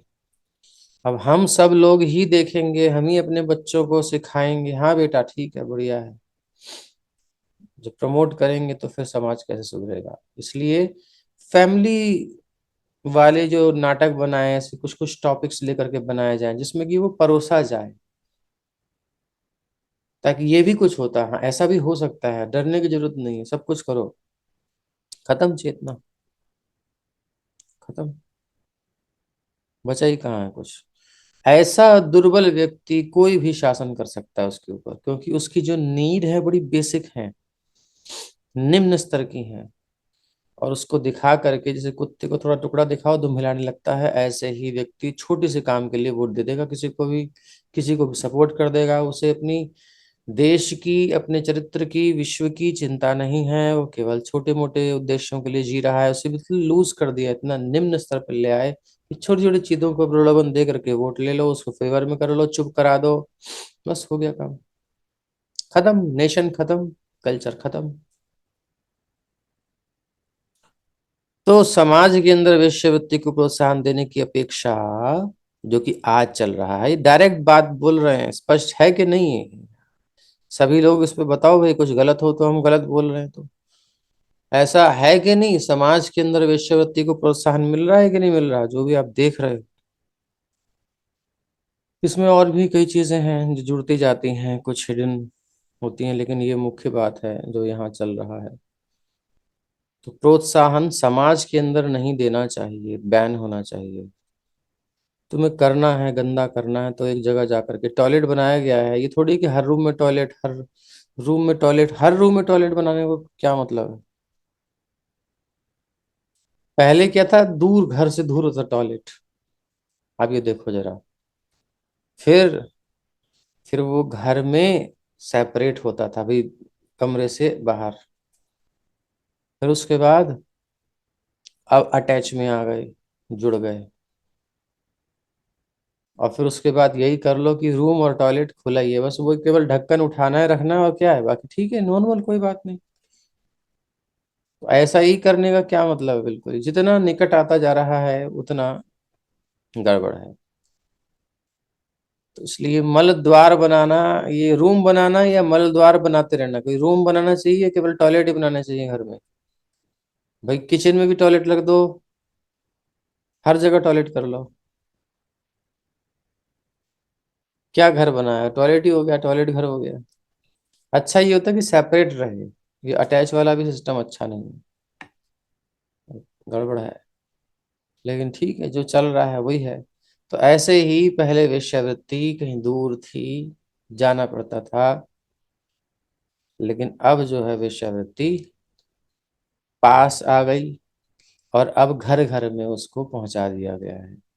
जो वाइफ है वो एक्स्ट्रा ओवर टाइम करती है, हस्बैंड ओवर टाइम करता है, यही सब कर करके ये होते हैं, कॉल बॉयज कॉल गर्ल्स या वाइफ्स जो भी है, उसके प्रचार किए जाते हैं, सब कुछ होता है। और ऐसे नाटक बनाए जाते हैं भी, प्रोडक्ट जब ऐसे व्यवस्था है उसको प्रोत्साहित करने के लिए, लोग कैसे आए, अवेलेबल कैसे होंगे, ये बिजनेस कैसे बढ़ेगा, तो ऐसे नाटक बनाए जाते हैं ताकि उससे ट्रिगर मिले कि यार ये भी हो सकता है, घर पे रह के भी कर सकते हैं, थोड़ा टाइम इधर उधर जा करके भी कर सकते हैं। तो ये ऐसे साथ में जो सोशल मीडिया पर या आपके टीवी चैनल्स पर ऐसी ऐसी चीजें बना करके उनको प्रमोट किया जाता है। कोई भी प्रोडक्ट को अगर आपको बिकवाना है तो उसे कई तरीके से प्रमोट किया जाता है, कंटेंट उसके बारे में लिखवाया जाए, उसके रिव्यूज डलवाए जाएं, सब जगह उनसे बड़े बड़े लोगों से बुलवाया जाए, कुछ छोटे छोटे क्लिप्स बनाए जाएं, मूवीज बनाए जाए, कुछ रिकमेंडेशंस ली जाएं, कुछ उनके एक्सपीरियंस बताए जाएं, झूठे हो तो जैसे भी हो, भाई हमको बड़ा अच्छा लगा, रिवाइटल, फर्क तो पड़ता है भाई, तो इससे इफेक्ट आता है बड़े बड़े उससे, तो ये सब पैसा दे दे करके बुलवाया जाता है, सीधी सीधी बात है। तो लेकिन उसके बाद हमारे क्षेत्र में फर्क पड़ता है, फिर रिवाइटल बिकता है। एक उदाहरण दे रहा हूँ, अच्छा है ये गलत है वो अलग बात है, लेकिन पद्धति यही है। तो इसी प्रकार के नाटक बना करके, ऐसे ऐसे एनवायरनमेंट बना करके, और फिर उसको तैयार किया जाता है कि वो भी उधर चला जाए।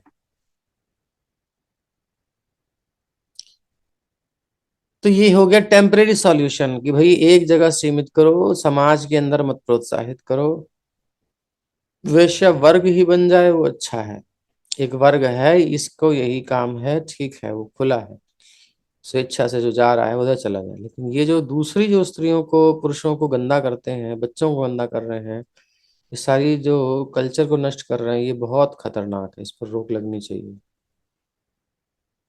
लेकिन फिर भी प्रभुपाद जी कह रहे हैं कि ये कोई परमानेंट सॉल्यूशन नहीं है, ये केवल टेम्परेरी सॉल्यूशन है, तत्कालिक।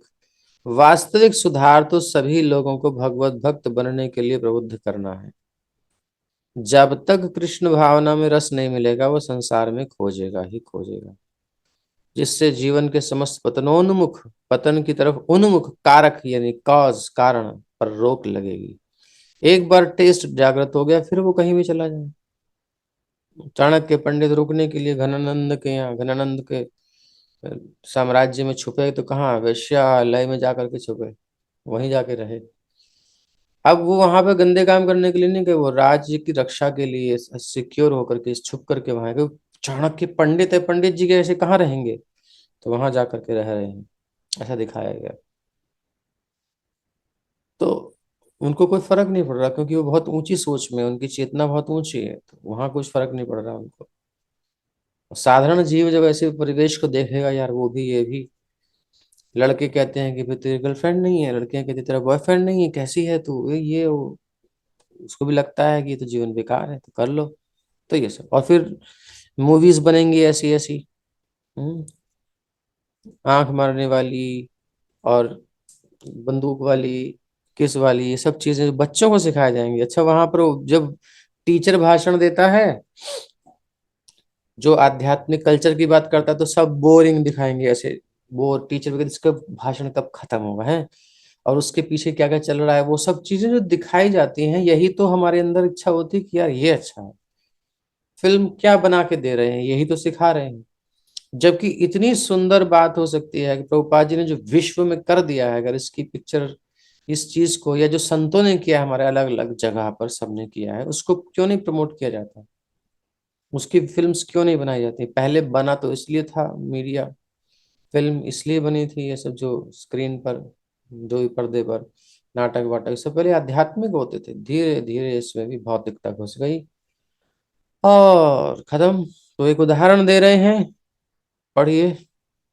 विष्णु स्वामी वैष्णव संप्रदाय के महान आचार्य श्री बिनु मंगल ठाकुर अपने गृहस्थ जीवन में एक वेश्या के प्रति अत्यधिक आसक्त थे, जो भगवान की भक्त थी। एक रात जब घनघोर वर्षा हो रही थी था, बिजली कड़क रही थी, तो उसी में बिलू मंगल ठाकुर चिंतामणि के घर पहुंचे। वह आश्चर्यचकित थी कि ऐसी भयानक रात्रि में बाढ़ से उफनती नदी को पार करके ठाकुर कैसे आ गए। उसने बिलू मंगल ठाकुर से कहा, उस नगण्य स्त्री के हाड़ मांस के प्रति उनका जो आकर्षण है, यदि उसे भगवत भक्ति में भगवान की दिव्य सुंदरता के प्रति लगाया जाता तो अच्छा होता। यह ठाकुर के लिए परीक्षा की घड़ी थी और वे वेश्या के वचनों से आत्म साक्षात्कार की ओर मुड़े।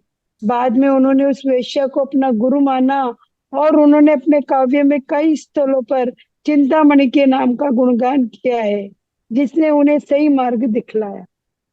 तो यहाँ पर ये उदाहरण दिया गया है वास्तविक सुधार की बात। तो ये आसक्त इतने थे कि पिता की अर्थी को दाह करके और फिर रुक भी नहीं पाए, कुछ जो भी कुछ करना होता है क्रियाकर्म, रात ही में पहुंच गए। भयंकर तूफान, नदी उफन रही है, मर जाए आदमी, लाश को, बहते हुए मुर्दे को पकड़ करके और जैसे तैसे पार करके पार पहुंचे, और सांप को पकड़ करके छत पे पहुंचे। दरवाजा बंद था, रात में कौन खोल रहा है इतनी आंधी तूफान में, सुन भी कौन रहा है, घंटी वंटी तो है नहीं।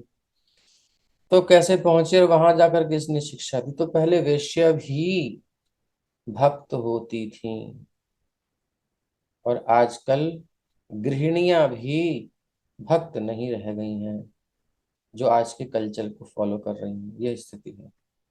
तो इससे हुआ क्या, ये जब उसने सुंदर उपदेश दिया, भक्ति का मार्ग दिखा रही, इतना अट्रैक्शन तेरा मेरे प्रति है, बॉडी के प्रति, हड्डी मांस के प्रति, इतना, यही सेम उठाकर तू अगर भगवान से लगा देता बिल्व मंगल, तो तेरा उद्धार हो जाता। जिससे आसक्त है, जिसके लिए इतनी मेहनत करके आया है, सब छोड़ करके आया है, वो ऐसी बात कह रही है, इसके दिल को लगी, क्योंकि दिल से करता था ना प्रेम, आसक्ति पूरी थी, तो इसलिए बात भी लग गई। और बात लग गई मतलब कुछ संस्कार थे इनके पिछले जन्म के, ये जो थे सन्यासी थे पिछले जन्म में, और इन्होंने कुछ अपराध किया था, इसलिए उनको ये दोबारा जन्म लेना पड़ा, और उस संस्कार जाग गए इनके। नहीं तो ऐसे दुनिया में बहुत सुनाने वाले हैं, और ये आत्म साक्षात करके मुड़ गए।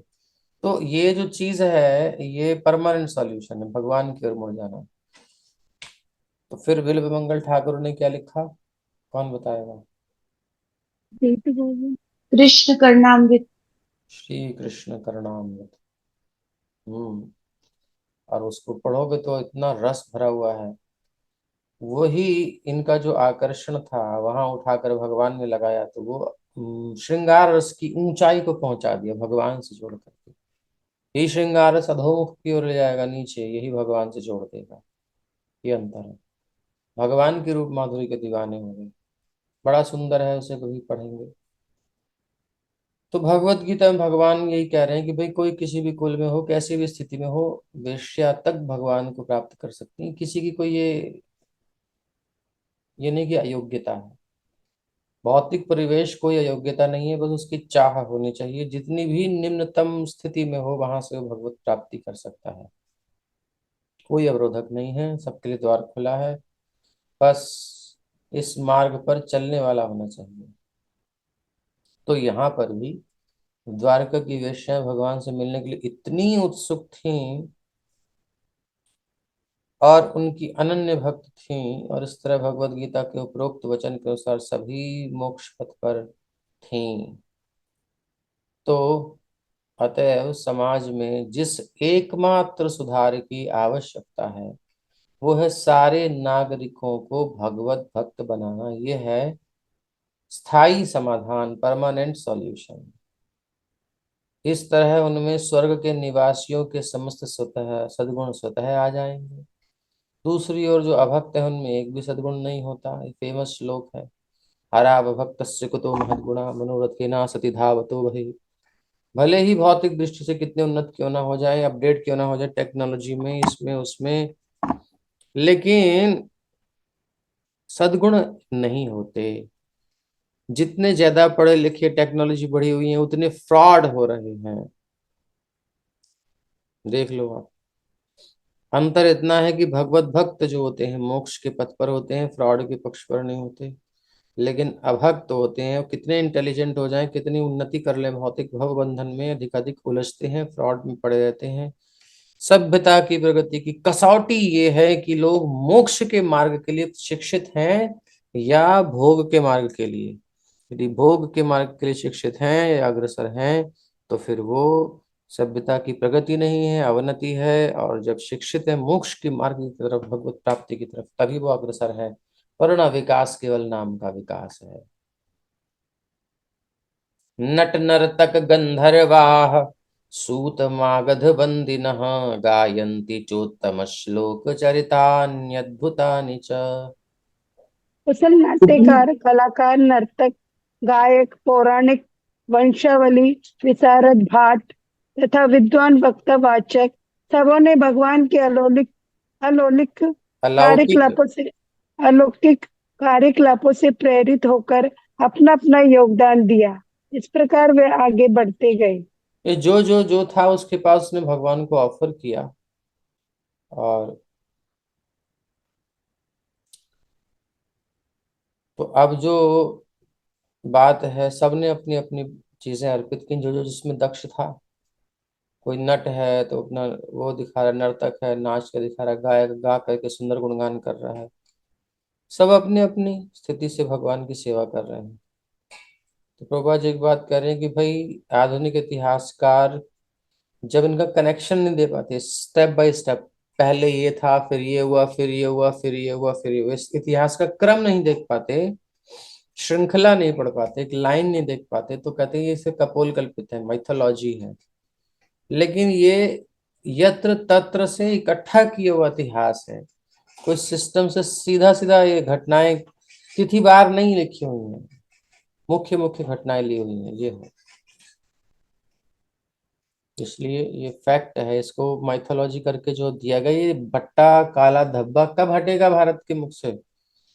ये जो हमको दिया गया है गुलामी के समय में, अंग्रेजों ने थोप दिया है।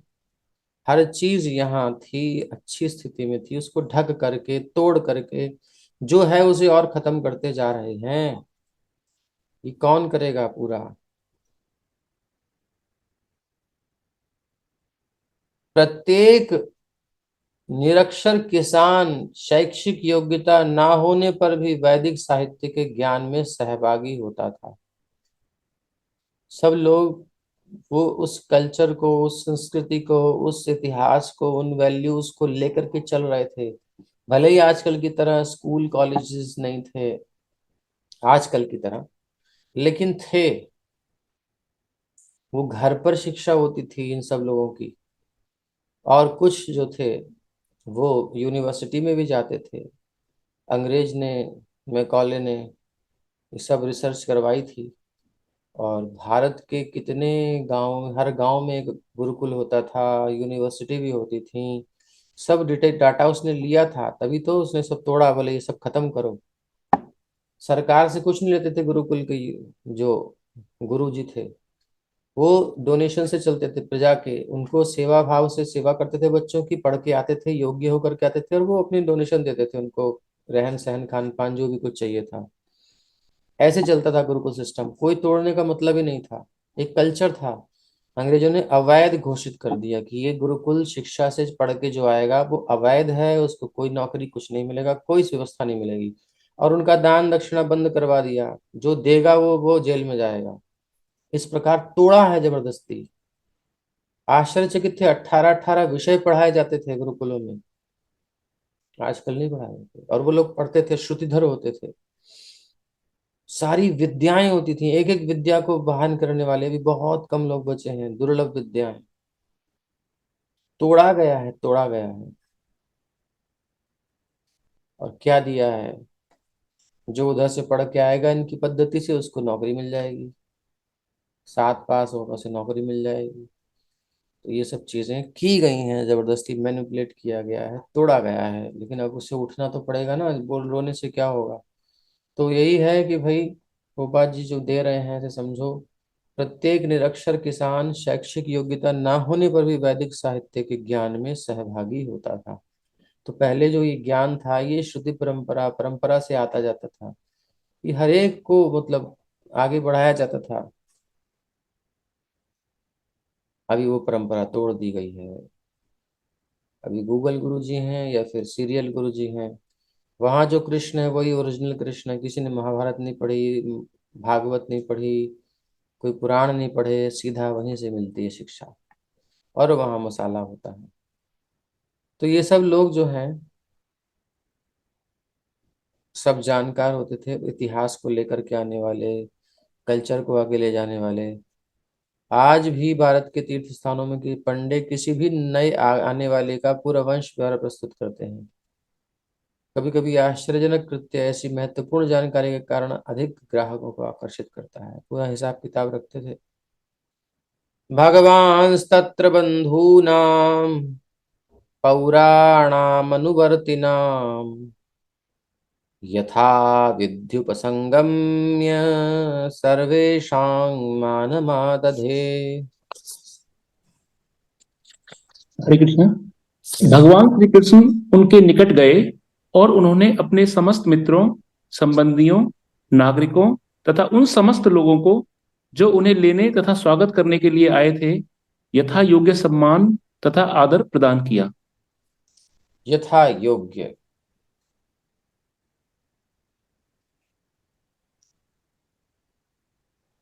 निराकार नहीं है, न निष्क्रिय है, वो एक्टिव है। हमारे भावों के साथ आदान प्रदान करते हैं, रिस्पॉन्स देते हैं, बहुत सेंसिटिव हैं।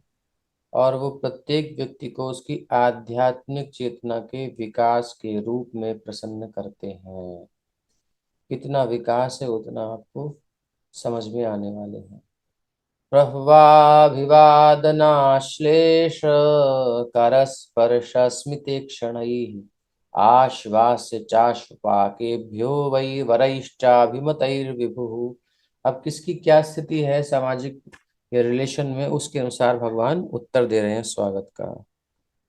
सर्वशक्तिमान भगवान ने वहां पर समुपस्थित लोगों को, यहां तक कि नीच से नीच जाति वाले को, अपना मस्तक झुकाकर बधाई देकर, आलिंगन करके, हाथ मिलाकर, देखकर तथा हंसकर, आश्वासन देकर तथा वरदान देकर उनका अभिवादन किया। जो जिस जिस भाव में है भगवान के साथ, मैं तो ये हूँ, तो भगवान वैसे वैसे उसका स्वागत कर रहे हैं, अभिवादन कर रहे हैं। भगवान ने किसी को नेग्लेक्ट नहीं किया, सबको स्वीकार किया। स्वयं च गुरुभिर्विप्रैः सदारैः स्थविरैरपि आशीर्भिर्युज्यमानोऽन्यैर्वन्दिभिश्चाविशत्पुरम्। तब भगवान ने ज्येष्ठ वरिष्ठ संबंधियों तथा अपनी अपनी पत्नियों के साथ आए असक्त ब्राह्मणों के साथ नगर में प्रवेश किया। वे सब आशीर्वाद दे रहे थे और भगवान के यशों का गान कर रहे थे। दूसरे लोगों ने भी भगवान की महिमा की प्रशंसा की। इस प्रकार भगवान प्रवेश किए। राजमार्गं गते कृष्णे द्वारकायाः कुलस्त्रियः हर्म्याण्यारुरुहुर्विप्र तदीक्षण महोत्सवाः। जब भगवान राजमार्ग से होकर जा रहे थे तो द्वारका के प्रतिष्ठित परिवारों की सभी स्त्रियां भगवान के दर्शन करने के लिए अपने अपने महलों की अटालियों पर चढ़ गईं। इसे वे एक महान उत्सव समझ रही थी। बड़ी आनंदित थी।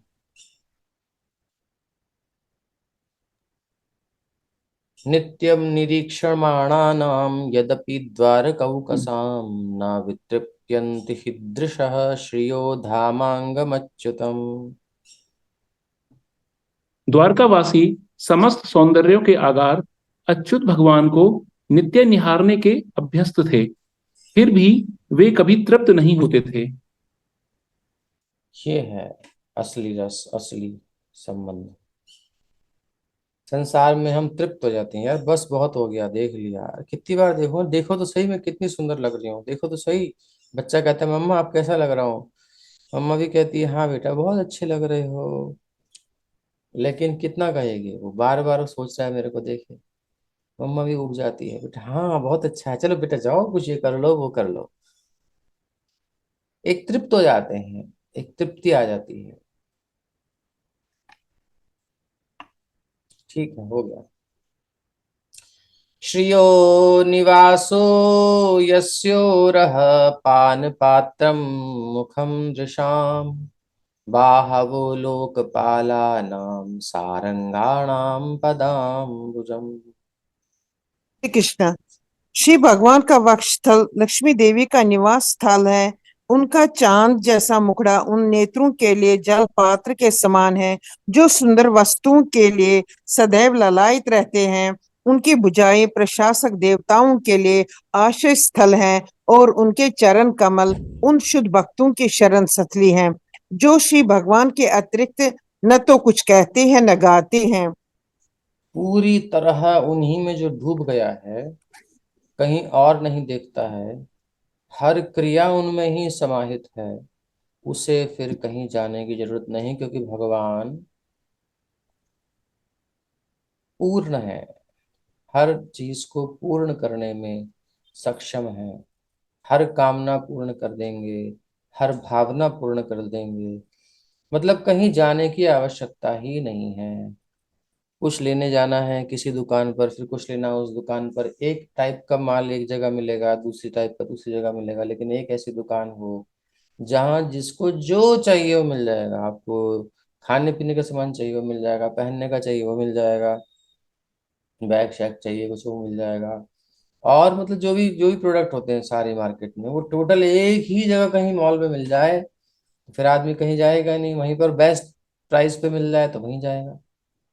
ऐसे ही समझ लो, दुनिया में थोड़ा इधर थोड़ा उधर घूमते रहते हैं, लेकिन जिसके लिए भगवान ही आश्रय स्थल हैं, भगवान के अतिरिक्त ना कुछ कहते हैं ना गाते हैं, भक्त तो भगवान की शरण स्थली हैं, भगवान की शरण में है, उनको सब कुछ वहीं से मिल जाता है। उनका रूप पीने के लिए उनके नेत्र पात्र बन जाते हैं, पान पात्रम, उनके रूप सुधा का पान नेत्रों में भर भर कर करते हैं, कानों में उनकी वाणी का अमृत भर भर के पीते हैं। इस प्रकार से प्रत्येक इंद्रिय वहीं फुलफिल हो जाती है, कहीं जाने की जरूरत नहीं है। हजारों लक्ष्मियां चरण दबाने के लिए लाइन लगा के बैठी हैं। सितात पत्र व्यजनैरुपस्कृतः प्रसून वर्षैरभिवर्षितः पथिः पिशंगवासावनमालया बभौ घनो यथार्को डुपचाव चाप वैद्युतैः।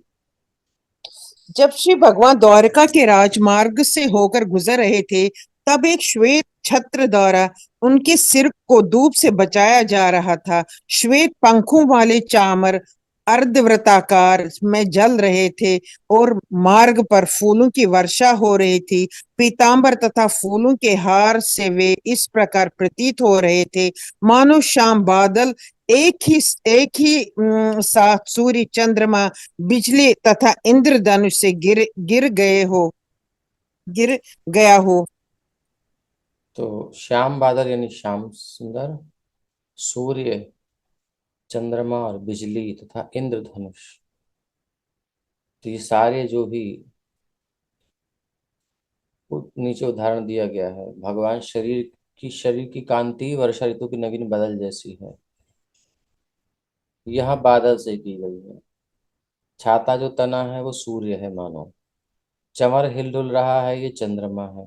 ऐसे घुमाते हैं ना, लेफ्ट राइट, तो चंद्रमा जैसा आधा आधा होता है, तो ये चंद्रमा लग रहा है घूमते हुए। और फूलों की वर्षा जो हो रही है, ये इसमें अलग अलग प्रकार के फूल हैं, तो और उनके पीताम्बर की तुलना, तो इनके फूलों के जो हैं तुलना तारों से, छोटे छोटे फूल होते हैं इसलिए पीताम्बर की तुलना इंद्रधनुष से की गई है। इंद्रधनुष जैसे होता है लगा हुआ है बादल में, इंद्रधनुष होता है तो पीताम्बर भगवान के कंठ में पड़ा हुआ है, तो इस प्रकार ये पीताम्बर इंद्रधनुष हो गया बादल में। तो ये सब एक साथ नहीं होता है, कभी तारे भी दिख रहे हैं और फिर इंद्रधनुष भी, वैसे संभव नहीं हो सकता, लेकिन यहाँ श्याम सुंदर रूपी बादलों के अंदर ये सारे आश्चर्य, ये एक उपमा है बहुत सुंदर। प्रविष्टस्तु गृहं पित्रोः परिष्वक्तः स्वमातृभिः ववन्दे शिरसा सप्त देवकी प्रमुखा मुदा। अपने पिता के घर में प्रवेश करने पर उन्हें उनकी माताओं ने गले लगाया और श्री भगवान ने उनके चरणों पर अपना सिर रखकर उन्हें प्रणाम किया। माताओं में देवकी प्रमुख थी। ताः पुत्रमङ्कमारोप्य स्नेहस्मितपयोधराः हर्षविह्वलितात्मानः शिशिचुर्नेत्रजैर्जलैः। अब माताओं ने अपने पुत्र को गले लगाने के पश्चात उन्हें अपने अपनी अपनी गोद में बिठाया। विशुद्ध स्नेह के कारण उनके स्तनों से दूध निकल आया। वे हर्ष से विभोर हो गई और उनके नेत्रों के अश्रु से श्री भगवान पी गए। इतना स्नेह, इतना स्नेह, इतना स्नेह, आंखों से स्तनों से स्नेह बह रहा है। ये माताओं की हालत हो गई। अब जो प्रिया हैं, जो और भाव वाले हैं, वो समझ लो कितना हुआ होगा। अथा विशत्स्व भवनम सर्वकाममनुत्तमं प्रासादा यत्र पत्नीनां सहस्राणि च षोडश। तत्पश्चात श्री भगवान अपने महलों में प्रविष्ट हुए, जो सभी प्रकार से परिपूर्ण थे। उनमें उनकी पत्नियां रहती थी और वे 16,000 से अधिक थी। पत्न्यः पतिं प्रोष्य गृहानुपागतं विलोक्य सञ्जात मनोमहोत्सवाः उत्तस्थुरारात् सहसा सनाशयात् साकं व्रतैर्व्रीडितलोचनाननाः। दीर्घ काल तक बाहर रहने के पश्चात अपने पति को घर आया देखकर भगवान श्री कृष्ण की रानियां मन ही मन अत्यंत हर्षित हुई। वे अपने अपने आसनों तथा ध्यानों से तुरंत उठकर खड़ी हो गई। सामाजिक प्रथा के अनुकूल उन्होंने लज्जा से अपने मुख ढक लिए और दृष्टि नीचे किए देखने लगी। भगवान के प्रति सम्मान है सबके अंदर, कोई तुच्छ भाव नहीं है। जैसे कि हस्बैंड के प्रति वाइफ के अंदर नेचुरली आजकल जो होता है, ऐसा नहीं है। किसी कारण से, किसी वजह से नहीं, वो नेचुरल है। उनका बहुत सम्मान है, बहुत प्रेम है। उसे समेट करके जिस तरह से चल रही है, और जैसे ही सामने आया फिर रुका नहीं गया, तुरंत उठ गई। तमात्मजैर्दृष्टिभिरन्तरात्मना दुरंत भावा परिरेभिरे पतिं निरुद्धमप्यास्रवदम्बुनेत्रयोर्विरज्यतीनां भृगुवर्य वैक्लवात्। रानियों की दुर्लभ उत्कंठा इतनी तीव्र थी, लजाई होने के कारण उन्होंने सर्वप्रथम अपने हृदय की गहराई में श्री भगवान का आलिंगन किया। फिर उन्होंने दृष्टि से उनका आलिंगन किया और तब अपने पुत्रों को उनका आलिंगन करने हेतु भेजा। लेकिन हे श्री भृगुश्रेष्ठ, यद्यपि वे भावनाओं को रोकने का प्रयास कर रही थी, किंतु अनजाने उनके नेत्रों से अश्रु छलक आए। तो मैया के नेत्रों से अश्रु, स्तनों से दुग्ध, वात्सल्य का स्राव होने लगा। तो ये प्रियाएं हैं, इनके हृदय में क्या हो रहा होगा उसका कल्पना नहीं कर सकते। तो इसलिए कई प्रकार से उसको वह संभाल रही हैं।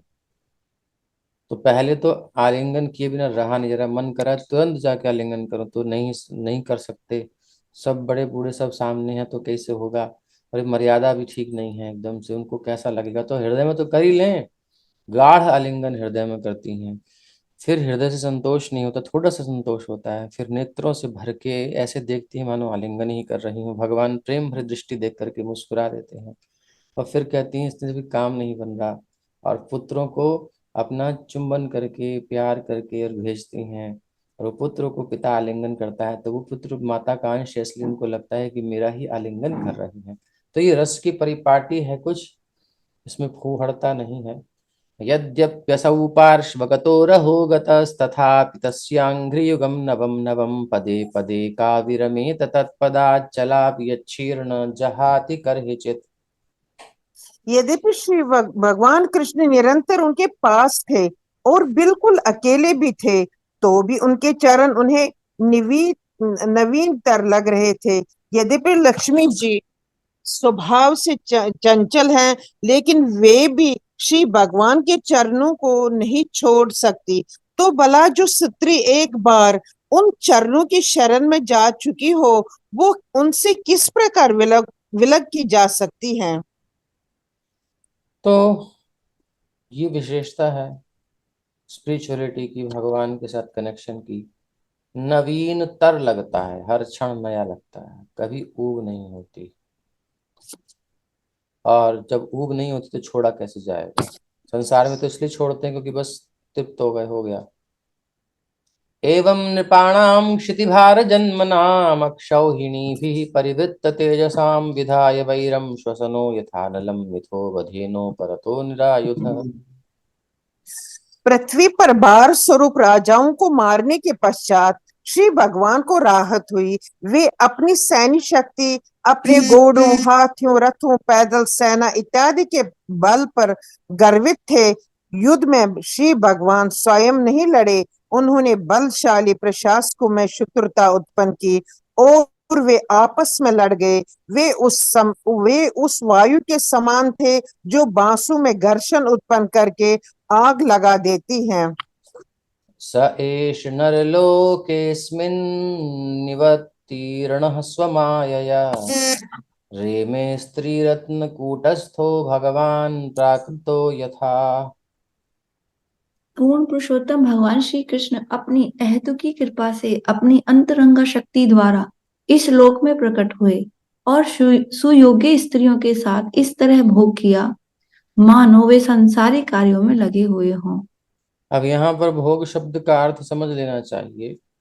संसार में जब हम किसी चीज का भोग करते हैं तो उसको कंडम करते हैं, डिस्ट्रॉय करते हैं, नष्ट करते हैं। आम खाओगे, आम खत्म हो जाएगा। शरीर का भोग करोगे, बूढ़ा हो जाएगा, वीक हो जाएगा, दुर्बल हो जाएगा, रोगग्रस्त हो जाएगा। चाहे मेरा हो या जिसका भी हम भोग करें, ऐसे संसार में जिसका भी आप यूज करते हो वो खत्म होता है, नष्ट होता है नहीं होता, विकार हो जाता है उसके अंदर। लेकिन भगवान जब किसी का स्पर्श करते हैं, दृष्टिपात करते हैं, तो मरा हुआ जिंदा हो जाता है, रोगी स्वस्थ हो जाता है, हाथ पैर टूटे हुए देवताओं के बिल्कुल सही हो जाते हैं, जैसे बूढ़ा हो गया एकदम जवान हो जाते हैं। सब भागवत में फल दिए गए हैं।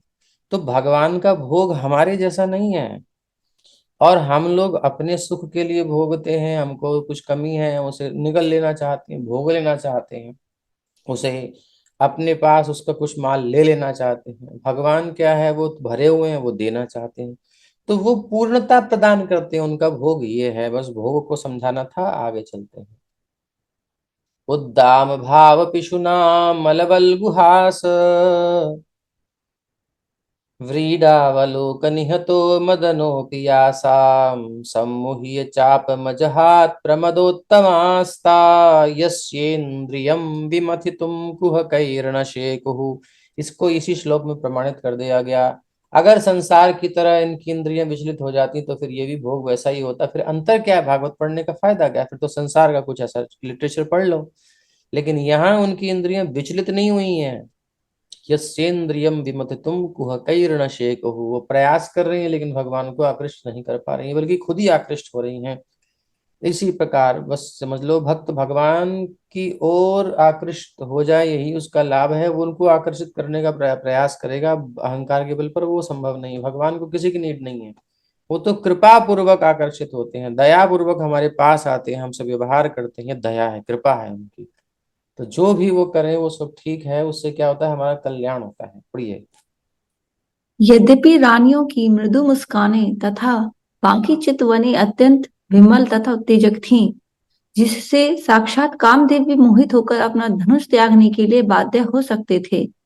यहाँ तक कि अत्यंत सहिष्णु शिवजी भी उनके शिकार हो सकते थे, तो भी वे अपने समस्त हाव भाव तथा आकर्षण से भगवान की इंद्रियों को विचलित नहीं कर सकी। तात्पर्य, मोक्ष का पथ या भगवत धाम वापस जाने का पथ सदैव स्त्री सत्संग का निषेध करता है, और सारा सनातन धर्म या वर्णाश्रम धर्म की सारी व्यवस्था स्त्री की संगति के लिए मना करते हैं या प्रतिबंधित करते हैं। तो फिर जो व्यक्ति 16,000 से अधिक पत्नियों से अनुरक्त हो, उसे भगवान कैसे मान लिया जाए? यह प्रश्न उन जिज्ञासुओं द्वारा उठाया जा सकता है जो वास्तव में परमेश्वर की दिव्य प्रकृति को जानने के लिए उत्सुक हैं। ऐसे प्रश्नों का उत्तर देने के लिए ही नैमिषारण्य में मुनियों ने इस श्लोक में तथा अगले श्लोकों में भगवान के दिव्य स्वभाव के विषय में विचार विमर्श किया है। हरे कृष्ण प्रभु। ठीक है, तो ये है। यहाँ यह स्पष्ट है। ये सब चीजें जो मतलब बताया गया है, किस प्रकार चल रहा है दुनिया में स्त्री पुरुष का आकर्षण, क्या क्या होता है, क्या क्या दोष हैं उसके, इसमें कितना बंधन है, कितना समस्या है दुनिया में, प्रॉब्लम्स हैं। तो कामदेव का ये काम है कि बिल्कुल लल्लू बना देता है, पागल बना देता है, रहा नहीं जाता, जिया नहीं जाता, और फिर इतना उग्र हो जाता है कि बर्बर समाज, चाहे कोई कैसा भी हो, उसके पीछे दीवाना हो जाता है, पगला जाता है, कभी कभी इसके बिना जी नहीं पाता, दूसरे को मार भी देता है, बहुत कुछ होता है। तो सब विचलित हो जाते हैं, लेकिन भगवान इससे परे हैं, इसलिए वहां कभी भी ये सोचना नहीं चाहिए कि उनका भोग मतलब स्त्रियों के साथ उन्होंने भोग किया हुआ, ऐसा बिल्कुल नहीं है, वहां वो सब नहीं चल रहा है, ये पहले क्लियर हो जाना चाहिए। आनंदवश प्रकट कर रही थी, वो भी कोई सिड्यूस नहीं कर रही थी कृष्ण को, जैसे कि संसार में दिखाया जाता है। सिडक्शन नहीं चल रहा है यहाँ, ये आनंदवश दिव्य, वो भी भौतिक आनंद सुख नहीं है, दिव्य आनंदवश भगवान है, मैं उनकी हूँ और मैं उनकी पत्नी हूँ, तो मेरे को अपना सब कुछ उनको देना है, तो अपने भावों को अर्पित कर रही हैं, दिव्य आनंदवश प्रकट कर रही हैं। लेकिन उसके बाद भी ये प्रेम है उनका, कोई वो वासना नहीं है, फिर भी भगवान जो है लग रहे हैं जैसे संसारी पति हैं, पर वो दिव्य शुद्ध संबंध है, फिर भी वो अट्रैक्ट नहीं हो रहे। तो काम वासना से कभी भी इसकी तुलना नहीं करनी चाहिए, भगवान का जो प्रेम है, बहुत अलर्ट रहना चाहिए, बहुत गड़बड़ हो जाएगी नहीं तो। तमयम मन्यते लोको ह्यसंगमपि संगिनम आत्मौपम्येन मनुजम व्यापृण्वानम यतो बुधः। सामान्य भौतिकवादी बुद्धिजीव सोचते रहते हैं, बद्ध जीव। बद्ध जीव सोचते रहते हैं कि भगवान उन्हीं में से एक हैं। अपने अज्ञान के कारण वे सोचते हैं कि पदार्थ का भगवान पर प्रभाव पड़ता है, भले ही वे अनासक्त रहते हुए। लेकिन ऐसा है नहीं, भगवान पर कोई इफेक्ट नहीं पड़ता प्रभाव किसी चीज का भी, क्योंकि वो सबके स्वामी है। स्वामी के ऊपर जो नियंता है उसके ऊपर कैसे प्रभाव पड़ जाएगा, जो नियंत्रण करने वाला है, अगर वो नियंत्रित हो गया तो नियंता नहीं रहेगा, कंट्रोलर नहीं रहेगा। भगवान तो परम ईश्वर है ना। 5वें अध्याय का 29वां श्लोक क्या कह रहा है, वो पढ़ लीजिए।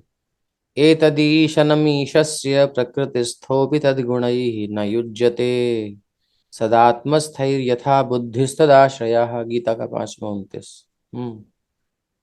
यह तो भगवान की अलौकिकता है कि वे भौतिक प्रकृति के गुणों के संसर्ग में रहते हुए भी उनसे प्रभावित नहीं होते। इसी प्रकार जिन भक्तों ने भगवान की शरण ग्रहण कर ली है, वे भी भौतिक गुणों से प्रभावित नहीं होते।